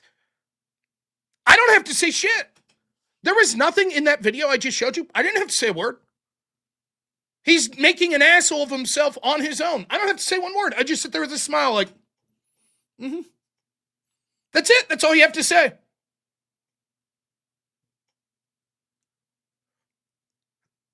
So the idea that he's like, all these right-wingers like talking to me in public. Sure, of course they do. Conversely, the left-wingers hate talking to me. They don't like it, most of them. Because they know it ain't so easy.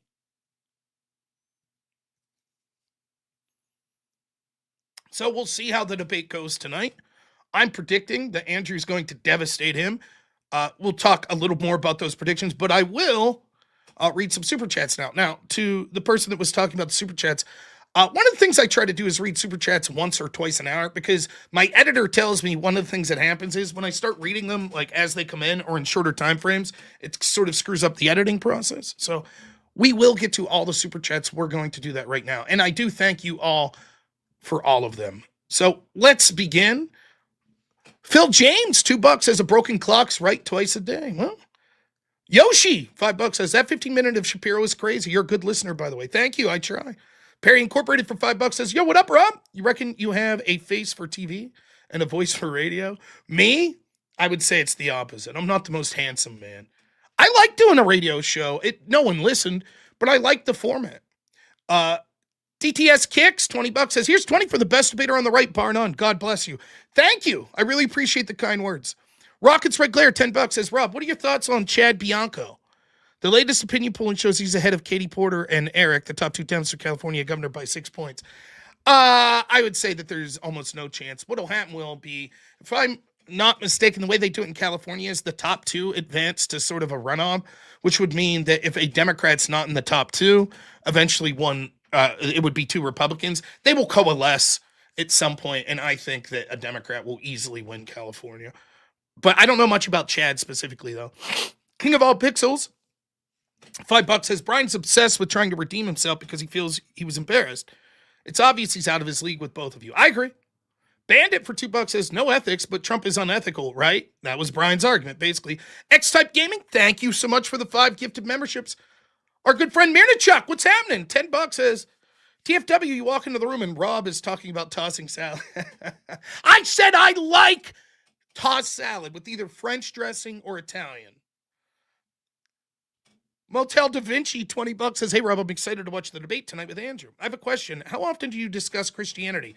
I found an unbeatable argument that flips the problem of evil into proof of Christ, if you ever have time. I don't talk about Christianity a lot, and the reason is, although I've considered myself a non-denominational Christian for like 6-7 years, I'm just now going to church regularly, and I don't even know what denomination I am yet. I'm attending a Catholic church, so I don't talk about it enough because I think that it's sort of blaspheming. Religion is one argument that if you're sort of talking out your behind, it could be very damaging. But no, I do appreciate the offer, and I'd be willing to hear the argument. Codin Spee, $10 says, I appreciate you dealing with that loser Brian Shapiro. It's very entertaining. I think so, too. Naughty Germ, $5. Thank you, my friend, as always.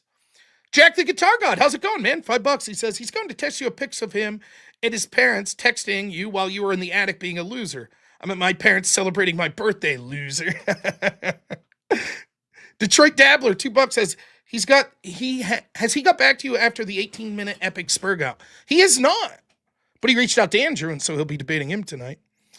Uzu Mikey, $5 says, Brian makes such cringe arguments, that secondhand embarrassment I feel is like torture to sit through. Yeah, I honestly do feel bad as well. IB Tater, $10 says, you probably have answered this question, but fuck it. Take my money. Would you consider running for office again? Maybe not Congress, but state level rep. I would consider in the future. Now, there's 2 answers to this. One, the first time I ran for Congress was in 2019, and that was before my son was born. I basically pissed away $6,000 of my own money, and it took an insane amount of time. I really, from the bottom of my heart, do not want to be in Congress. I don't fucking like cities. I don't like hanging around with those sorts of people. I like here in fucking rural Pennsylvania. That's where I want to be. I ran because I thought that I had to, because there weren't other people running that I liked. Now I think, though, that I could probably do more good being someone behind the scenes with other people that are running that I trust would do well, or doing things like having a show here and working with the Crucible and working with other organizations to try to move the political and cultural needle. So the short answer is no. There is almost nothing that would get me to consider running in the next 5 to 10 years. Now, once my son's like 16, 17, would I consider it then? You know, that'd be 10 years from now, so I'd be like 52. Maybe. I won't rule it out, but I couldn't envision a scenario in the next 10 years. It just, for me, it would be too much time, and I feel I could do better, more important things politically and culturally, not doing it, and get to see my family more, so. But thank you for the question. Conductor Cameron, $2 says, Shapiro's face when we saw Wilson on Rogan. Yeah, I bet it was great.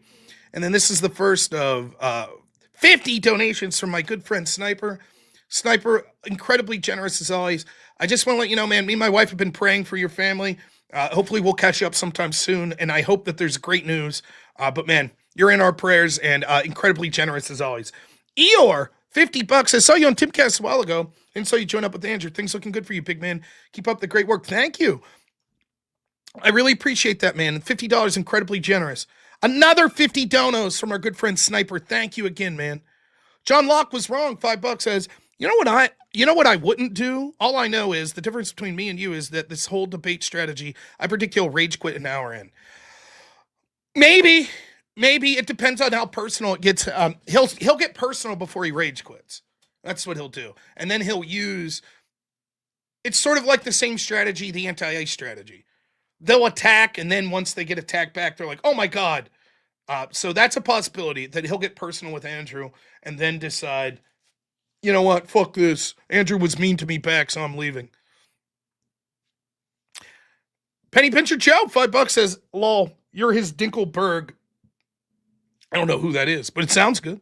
And then Sniper with another 100 gifted memberships. Too generous, man. Thank you so much from the bottom of my heart. Wood, $5 says, Rob, apparently the flaw here is expecting consistency from the man that calls for consistency from everyone else. Yep. Hunter Killer, $2 says, when Brian speaks, we listen. Yes. Another 50 membership donations from Sniper. Unbelievable, man. Unbelievable. Then our good friend Cool Vic. $10 says this is a stairway of heaven of Spurgouts. Legendary moment in normal America with Rob Noerr history. I agree. It's right up there. It's one of the best. Bear in the Woods, $5 says projection so strong it would reflect offline Brian's bald head. I'm bald. I like what I see in the mirror. I like when I wake up. I don't have a problem with being bald. Cubics, $5 says the Brian clip's amazing. My goodness, he sucks so much. Upsetty Spaghetti, $5 says well done, Rob. Thank you. Tiffany K, $5 says what a nut job that guy is. You have some patience, sir. Thank you. Birdie the dog, $5 says he showed you, Rob. He did.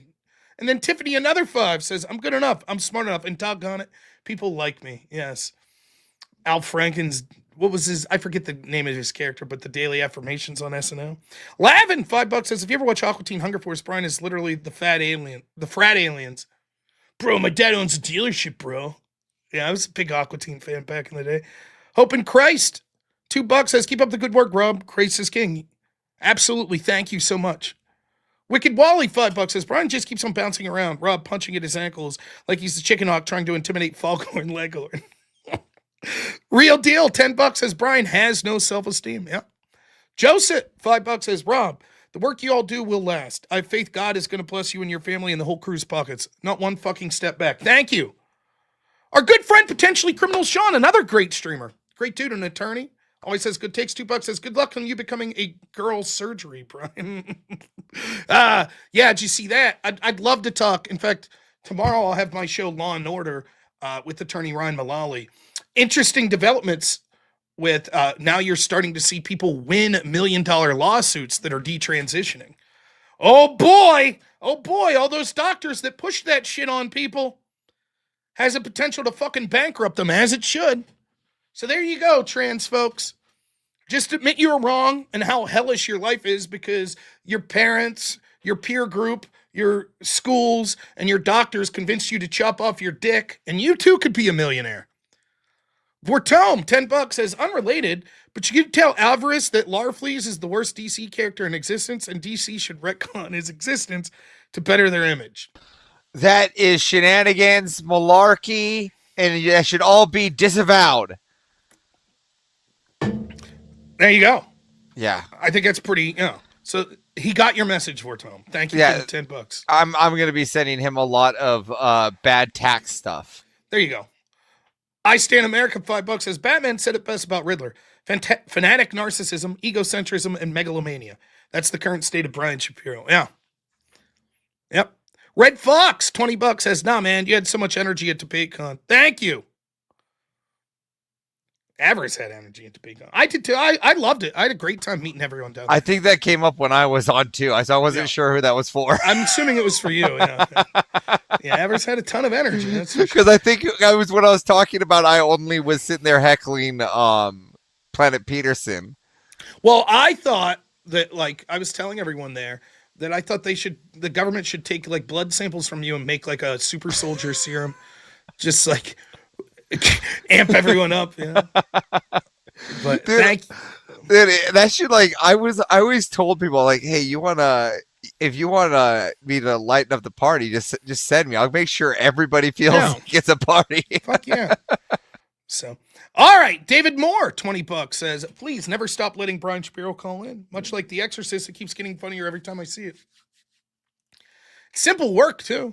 All you got to do is sit back and just be like, Brian, that's not what you said. Oh, you're in your second floor attic.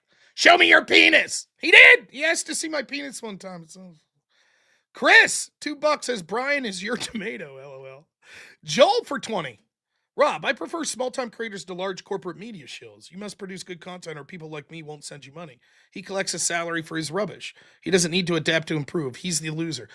Yeah, it's a criticism I've got before. Now, I'll be honest with you. The joke about me, and it's absolutely true, is that I still feel weird asking people for donations. Andrew's always giving me shit. He's like, just fucking bully people. Just be like, we're not going any further until we hit the goal. I don't do that much. And so it's always a constant, like for me, it's a constant give and take. Like, when do you grift for money and everything?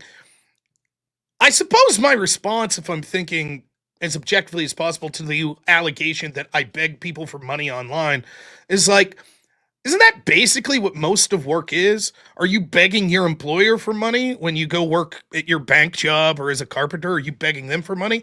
And if you say, okay, that's different, fine. Then let's say you're a radio host. When you're out getting advertisers and sending packages to people to advertise on your show, is that begging them for money?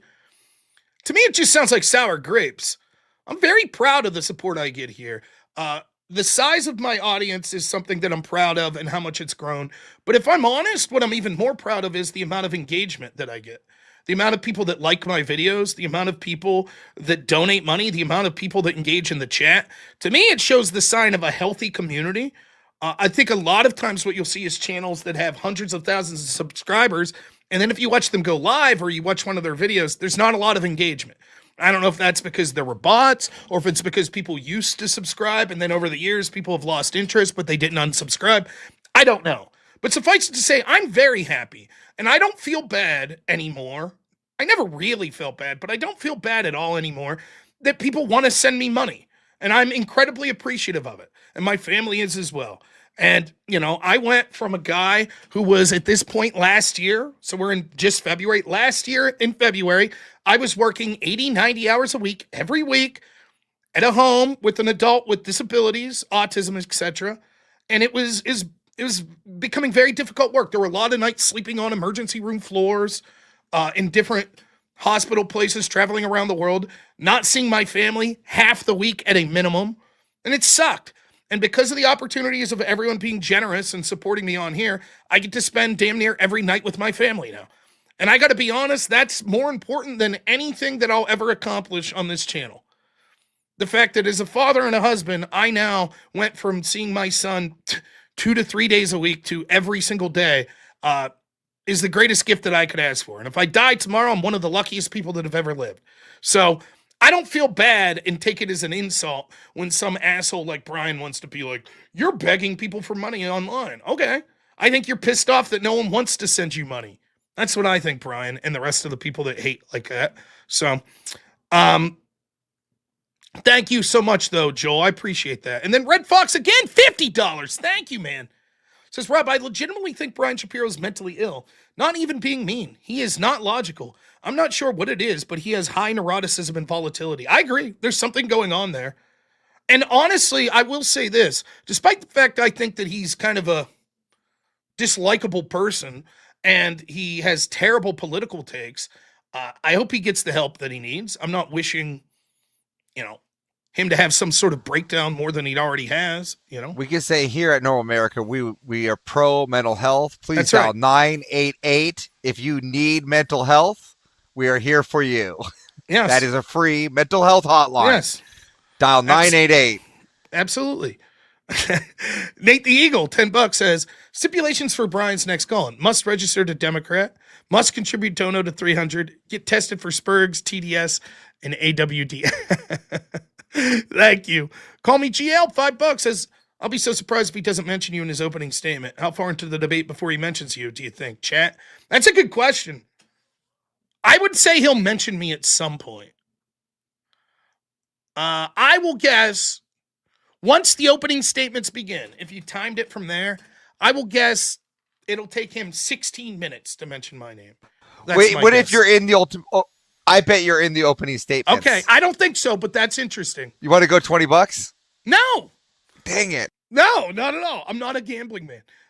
Motel Da Vinci, $5 says, it would be funny if Brian called in right now and yelled at Rob until he leaves to get dog walked by Andrew.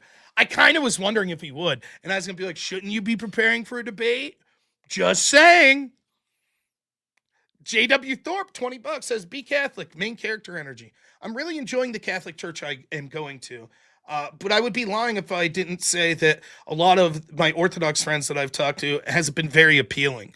I think the important thing right now is that I start going to church and start building a relationship with God. And then from there, start to really hammer down on the differences and the best of my ability, come up with what I think is the truth. But my wife grew up Catholic. The school my son's going to, he's in preschool right now. It's Catholic school. It's the same school that she went to. And it's the same church that she went to her whole life. Her cousins, like the principal, so we know everyone there, and they're all very nice. And so far, I enjoy the message that I'm getting from that church. Ryan Johnson, $5 says, is Brian self-aware? Does he know he's the Crucible's lolcow? Yeah, but he also thinks that people like him. And he thinks that his audience thinks he's doing a great job because he's delusional in that sense.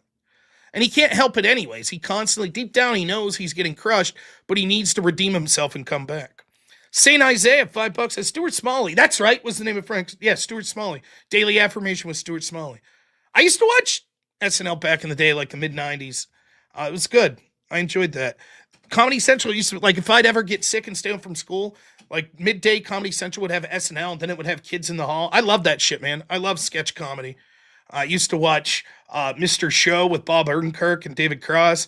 And then I would watch Upright Citizens Brigade was another one I watched. There was sketch comedy. I didn't see a lot of like Second City, but as an adult, I've watched a lot of it. Enjoy that as well. So I enjoy old sketch comedy. It's a shame that SNL's as bad as it is now. And other than that, what other games do you have? You know, I think You Should Leave's pretty good on Netflix if you've ever watched it. But yeah, Stuart Smalley, absolutely. Gravios, $10 says, I want to know who actually watches or listens to Brian and why he keeps getting invited onto live TV. There's something off about all of that. Well, once you're a known commodity, you're a known commodity. And, you know, I used to watch professional wrestling back in the day, and you have what's called jobbers or enhancement talent. And that's what Brian is, right? Brian's the enhancement talent, right? You invite Brian on so that the guy you want to win could crush him. He's the guy that you box before the championship match. Yeah, send him up and just eat him alive. So I think that's part of the reason why he gets invited. He's a bombastic voice that people love to watch get destroyed. So, and that gives him a niche. Bat Fricker, $20 says, Rob, can you say this in Carl's voice? I want to call it, I want to rock your body. And in parentheses, it says, till the break of dawn. Wickety wow, wickety wow. Yeah, I know what you're talking about. I don't do good impressions, but How Long Nate, $10 says, just Brian proving why you are world-class talent. Thank you, Nate. It's always great to hear from you, man. I hope everything's going good. It's got to be rough driving out there with all this cold and snow. Stay safe, man.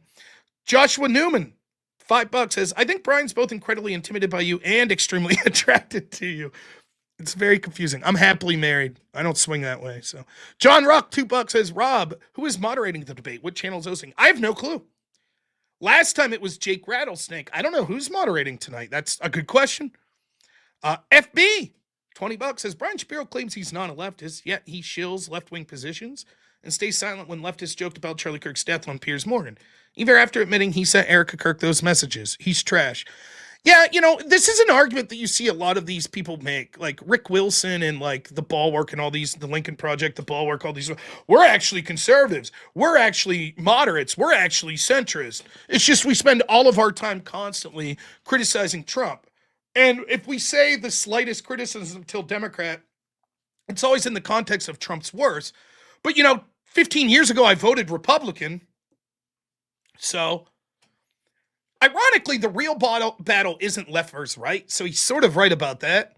Now it's populist versus establishment, or it's Trump versus Trump haters. I don't give a shit if you're a Republican your whole life. If you're like delusional and hate Trump to the point that you're willing to be so biased, what's the difference? I've done deep research, and I honestly don't know who's hosting. It's got to be someone on the left like Wick, I'm thinking. Because Speakeasy, Rattlesnake, they're all live right now with other things. Okay. Maybe there's not a moderator. But I would say that's... I'm surprised Brian didn't ask me to moderate. That would have been funny. Where am I at here? Jordan!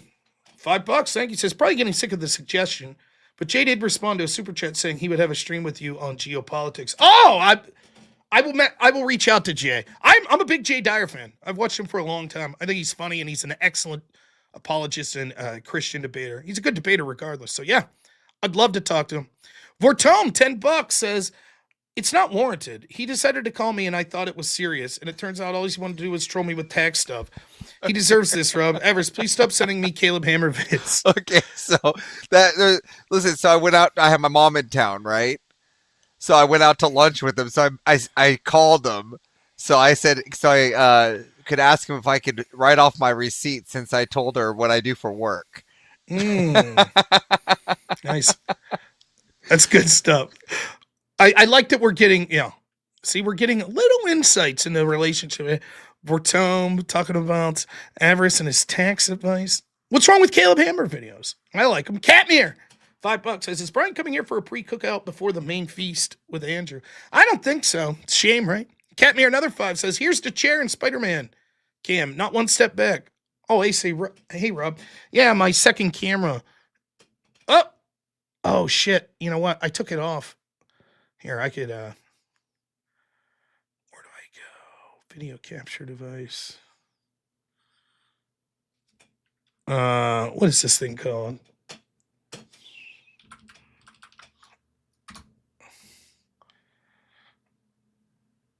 There we go. There it is. Oh, I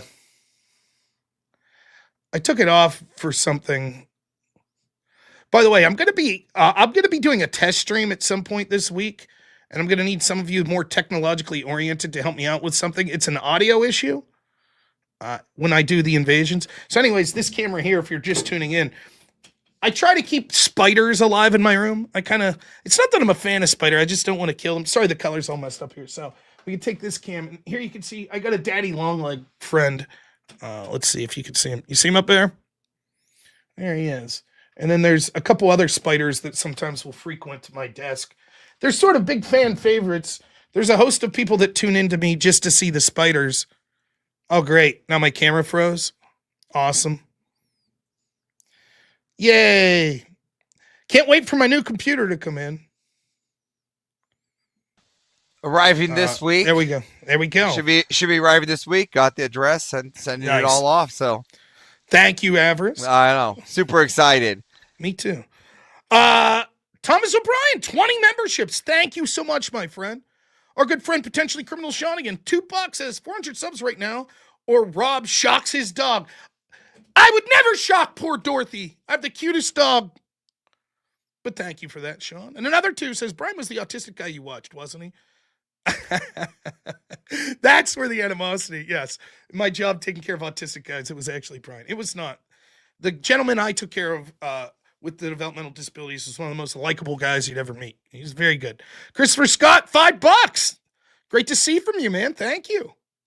Brian Shurin, $10 says, I heard this in a Fuentes Dean Withers debate. I'm curious my opinion. If there was a society with better outcomes than Christianity, should society move towards that thing? So it's difficult because as a hypothetical, if I believe that Christianity is the truth, then I would have a hard time envisioning that a society that didn't embrace Christianity could be better. But I'll say in the abstract that my answer, I guess, would be yes, if I accept that the hypothetical could be true. I could develop my Christian preferences. The problem with the question is this then, what would it mean to have better outcomes? Well, we would disagree on what better outcomes would be. For example, if better outcomes according to what I think are good and ethical outcomes in a Christian framework, then sure, why not? As long as I could continue to be Christian. Now, if it would outlaw Christianity, I would say no. But for example, if hypothetically a bunch of people could embrace some sort of like new religion or atheism or something that led to all of the ethics that put forward that would match with Christianity coming through better in society, sure. Why not? As long as I could keep being Christian. I would still criticize those people in the sense I'd say I don't think this is the truth. But Jake GameSnap, $5 says, let's make a Brian Shapiro bingo card. I should have done that. Our good friend Jungle F, DPG thing, $100. What a legend. Says, love you, brother. Not one step back. Getting ready for the debate tonight. Keep pressure on those libertarian ideologies out there, bro. Yeah. Is a recovering libertarian candidate. Libtardian. I used to be a libtardian, so I'm trying to, Thank you, Jungle Man. It's always a pleasure. Thank you. Justin Martin's great to hear from you as well. $10 says, never heard of Brian before I started watching you. Here's some money. Thank you. I also never heard of him until that debate with Andrew, so apparently he's big time, though. How long, Nate? $10 says, meant to send it as a super chat, but I'll take that 20. I think Rob will be mentioned in the first 60 seconds of the rebuttal. Oh, snap. That's good. P. Will for real. $5 says, Braille skateboarding. 5 million subscribers. Used to have millions of viewers a day. Now they can't get 2,000 views. Following doesn't equal impact. Love you. Yeah, I mean, that's absolutely true. There's a lot of people that fell off. It's very uncommon for people to actually click the unsubscribe button. In fact, believe it or not, just totally randomly, earlier today, I went through and unsubscribed from a bunch of channels that I used to subscribe to. A lot of them had nothing to do with politics or debate. It'd just be like videos on chess or something, and they don't really put videos up anymore. So I went, but most of the time, it's like my phone, man. You should see my contact list. It's out of control. I would say I don't know like 1/3 of the people on my contact list. I'm like, who the fuck is Jim? I don't know who that is. But from transferring from phone to phone and 12 to 13 years of contacts. So yeah, a lot of times what happens is people don't unsubscribe, so they still have big subscriber numbers, but maybe people don't watch anymore. So I don't know. The whole, look how many people subscribe to me. Whatever. You know? So you're saying your phone is like an old Rolodex. You just, It just is. got it in there in a row. And like a lot of it's just shit. Like I'll go to a Republican event and you'll meet someone and they'll be like, yeah, take down my contact. But the problem is you almost always just put in their name, right? And I'm very bad with names anyways. So there'll be someone like there'll be someone that'll say like Vanessa. Okay, who the fuck's that? And then I'll ask like, I'll be like, I vaguely remember that was from the political thing. So then I'll go to the next political event and be like, do you guys know who Vanessa is? And they'll be like, that was the speaker that was from Philadelphia that talked about like daycares having trouble. Oh, yes. Okay, I remember that. But you're not saving it in your phone as Vanessa, that lady that spoke about daycares, right? So it's like when you look later and you're at home, you're like, I actually had this situation occur. I was talking to Andrew yesterday, and he was like, maybe I should be careful. I think that at some point this week, hopefully I'll be able to announce that I'm doing a big show this week in person. It looks that's 95%. And so Andrew was like, here, it's a contact info. And here's who to contact. I was like, I don't have their info. And he's like, yeah, you do. And I was like, oh, fuck, you're right. When I checked my phone, it was like, I totally forgot about that. But it was saved as like just a name and not like the position of the person, like as a producer or something. I was like, yeah. So, see, I'm a minimalist. So I get rid of things. So I just, every like 3 months, I'll go through my phone and just wipe numbers and everything. Yeah. So it's not me. Not me. I got shit in there from like decades ago. So. All right. Where was I? Mr. B, $20 says calling Brian a jobber is an insult to the Brooklyn Brawler and Barry Horowitz. Fans would actually cheer whenever they won a match. That's true. There's a fellow old school wrestling fan. John Ruck, $2 says, I heard no moderator on Brian's radio and mute button. Okay. Well, there you go. Maybe that's what's happening. Oh, now it's Wick moderating? Well, finally, Wick will get some views. Good for him. That's good stuff. I wonder if Wick will break down and recommend that people break the fucking law to obstruct ICE like he did in his channel the other day. I didn't know that Ewoks could moderate. This is a new thing. No, yeah. Oh, yeah. Here, I'll show you the clip. Where's it at?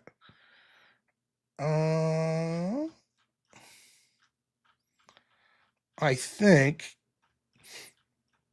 So you guys get an idea of who the moderator is here. This guy put Ewoks.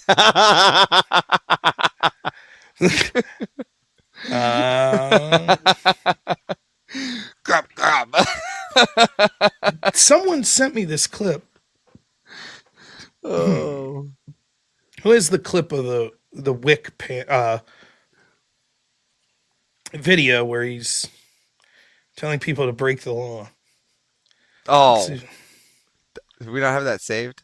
I think someone sent it on my general Discord. Let's see. Maybe it was someone DM'd me it. Let me check. No. What is this? Give me a second. Because a lot of you probably don't know like who this Discord is. Or the guy hosting is.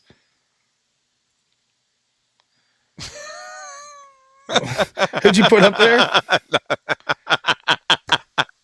No, it had to be on the general. I don't know what you're doing. You're crazy. Was that 10 days ago or more? When was the shooting? It has to be after this. Of Alex Preddy.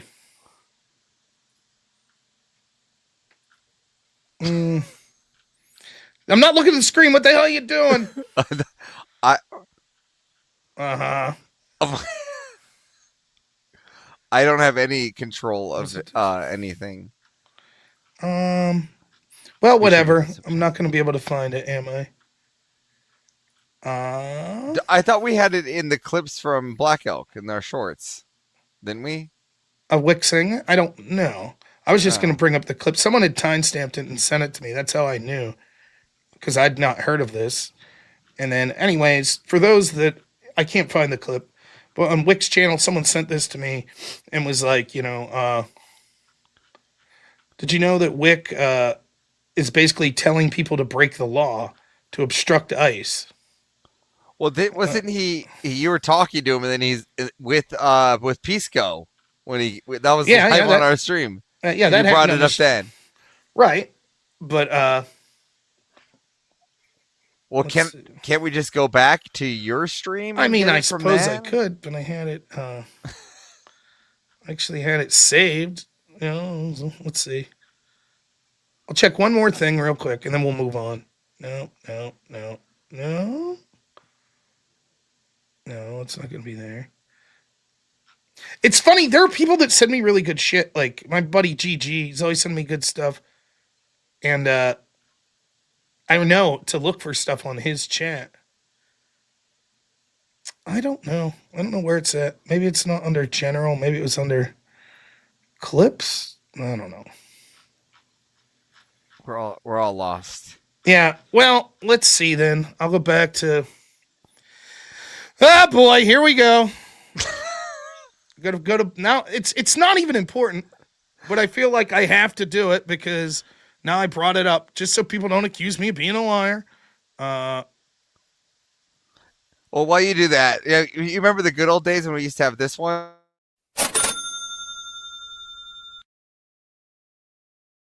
You remember that? Yeah.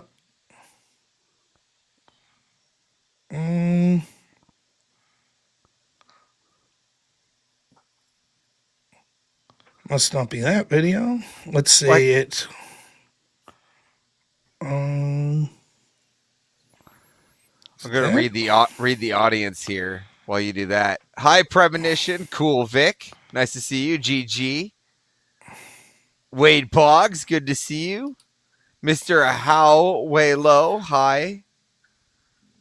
I'm just gonna say hi to anybody that says hi. Shout out I don't to know. I can't Mama find it. Avarice out there. If anyone has the clip, if you're the person who sent me that clip and you remember where that clip came from, please let me know.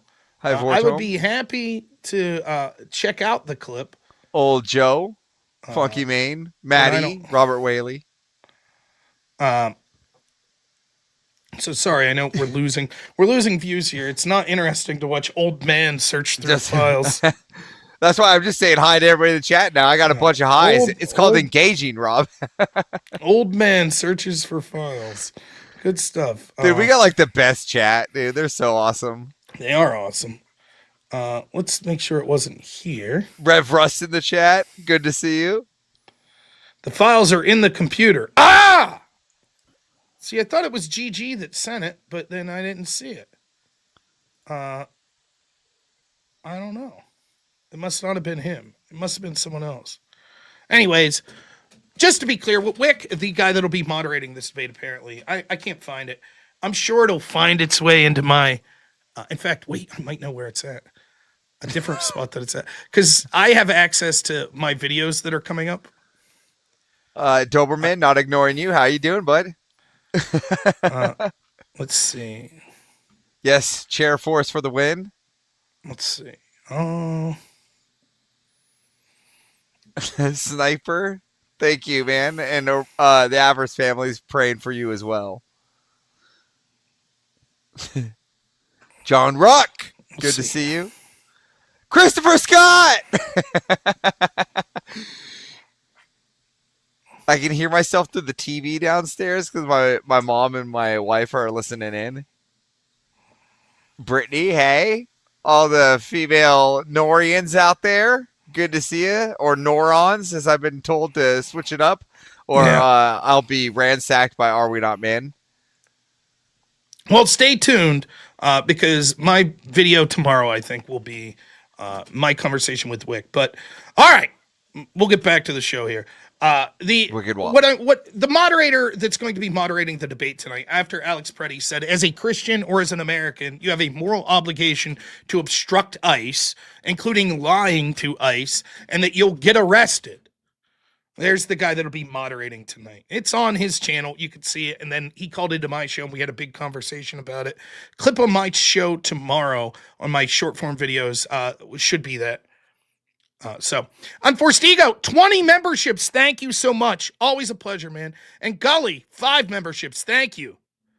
Geoverse, what's happening? My friend, $5 says, peace and love, Rob. Best regards. Thank you. And FB, $5 says, if someone says, oh, you're really using an Andrew Wilson argument, is that guilt by association fallacy? Yes. Full disclosure, I don't know the names of those fallacies very well.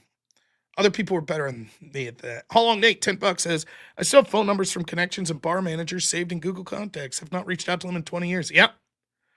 And then the great Robert Whaley, $2 says, almost 1K here. Smash the like. Thank you.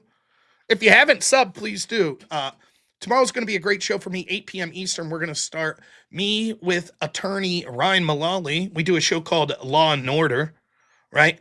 And just to give you a little clue, the show itself's okay, but this is the real reason to tune in. We have a real banger of a theme song. Here, I'll play it for you. You ready? You ready for this?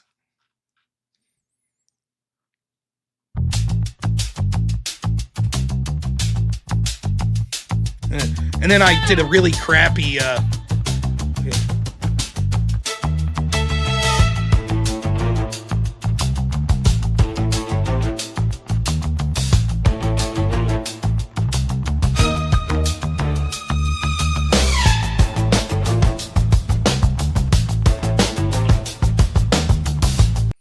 You get the idea. It's pretty, yeah. Also, we should bring some takes. I'm sure we'll be, I haven't talked to Ryan yet, but I'm sure we'll be talking about Don Lemon again. We'll be talking about the Alex Preddy shooting, probably other things of that nature. So never a shortage of, there we go. My man, GG. Look at that. Here's the moderator for tonight, allegedly. If it's Wick that's moderating. Thank you. Special shout out to our good friend GG who brings this up. Honestly, I'm going to look. I think that at this point in time, and yeah, I've been leaning towards this, but I've been like, maybe not. But no, I'm going to say it. I'm going to call it here. You have a moral obligation to obstruct ICE. You have a moral obligation as a Christian, as a U.S. citizen, as a patriot, to, if ICE comes to you and asks about someone, lie. Now recognize that you will get arrested. You will go to jail. But I think you still have the moral obligation to do so. That's my position. Based, says that guy. I remind you, I show this all the time. But when I debated Destiny and these others on the left, this was their definition of an insurrection. An assemblage of people united for a common purpose, resisting, I guess, the implementation or execution of a particular law or interfering with the course of a government proceeding by way of force or intimidation for a public purpose. If you remember, in Andrew Wilson's debate with Destiny, as Destiny used this definition, he was forced to admit that 2 or more hippies coming together to protest weed laws, that would be an assemblage of common people, or for a common purpose, protest weed law, for a public purpose, the removal of a law, that wanted to stop the implementation or execution of a law, this would be weed laws. If those 2 or more hippies started shoving police, that would be an insurrection. They overbroadened the definition of the term insurrection so huge so that they could lump January 6th in, and then said Trump engaged in an insurrection by saying, fight like hell. So then what do you call people that are seeing ongoing insurrections on a daily basis that are saying you should engage with that insurrection and obstruct law enforcement, break the law? Now, I'll tell you this much. If I, after January 6th, would have went on YouTube telling people to obstruct the FBI trying to arrest January 6ers, my ass would have been booted off the platform immediately. But there's your left-wing privilege. So there's your moderator tonight, apparently.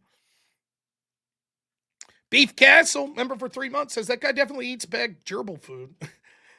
And then Catmere. Wick, yes, Andrew, my subjective opinion is objective fact. Correct. So fun. Also, if Wick's moderating, Wick cannot help himself. The worse the debate becomes, and the worse that the lefty starts to get their ass kicked, Wick will want to jump in and debate. Guaranteed. That's his go-to. Now, while I have your attention, and I think I got through all the super chats, we're close to $1,000. I want to ask you to go to this channel and subscribe. I don't get paid to do this, but this is the official Andrew Wilson Clips channel. We were talking about this on the extravaganza the other day. A lot of people take Andrew's content and they just repost it. But this is the official Clips channel. It's going to be ran by Crucible people. So please go check that out. That channel will blow up. So just letting you know.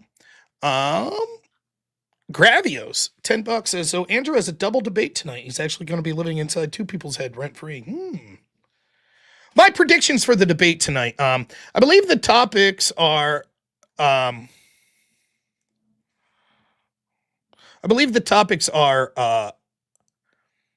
ICE and Epstein files. And I think what you're likely to see is him just bounce back and forth to a bunch of topics, surface level shit, not be able to defend a double standard, and just want to sort of go with the old, oh, trust me, bro, that shooting was bad. Oh, trust me, bro, there's a lot of allegations against Trump. That's what's likely to happen. So I think Andrew will win convincingly, but hey, never take a debate opponent lightly, so I don't think Andrew will. It'll be interesting. A couple more super chats, then we're going to raid over to Andrew. He just started. How long, Nate? $10 says, looks like I'll be parking just as the debate start, which means I'll be able to interact with the chat better. Do not forget, hit the like more. You accept being Brian Stomp. Oh, and Count Emmett, $10 says, thank you, Rob, for destroying all the lefties. Watching your channel grow last year has been inspirational. Also, Avarice Tax, thank you. All right, we're going to raid over to Andrew Wilson, and you could watch that debate now. Cheer for your favorite person. You could cheer for Andrew, based Chad, Orthodox Christian conservative, or you could cheer for Brian Shapiro. But whatever, it should be a fun debate to watch anyways. Maybe I'll analyze it in the future. Anyways, make sure you get your moldy pocketbook out and send some money to Andrew his way too. If you like this debate content, please support it. I can't thank you guys enough. I really appreciate it. Look, all things considered, I really do mean this. Like, Brian doesn't bother me at all. He is unhinged. He's a lunatic. And I hope that someday he wakes up and gets some sort of help. But it is what it is. That's the game. So hope you enjoyed the show tonight. I will be back around 8 p.m. Eastern time tomorrow for Law & Order. And then we'll transition right into my regular show at 10 p.m. afterwards. So from me and everyone else here, thank you so much to Avarice. Thank you to my editor, Black Elk. Thank you to all my great moderators. Thank you to everyone who donated, liked, subscribed, chatted, or just watched. I appreciate you all. We'll see you all tomorrow evening. I won't play the Charlie Kirk outro today. We're just going to raid right over to Andrew. But please keep in your prayers all of our ICE agents that are out there and anyone else that's negatively affected by the left-wing violence that we see running rampant. We'll see you all soon. Thanks so much. Tell Andrew I said hi. Have a good one.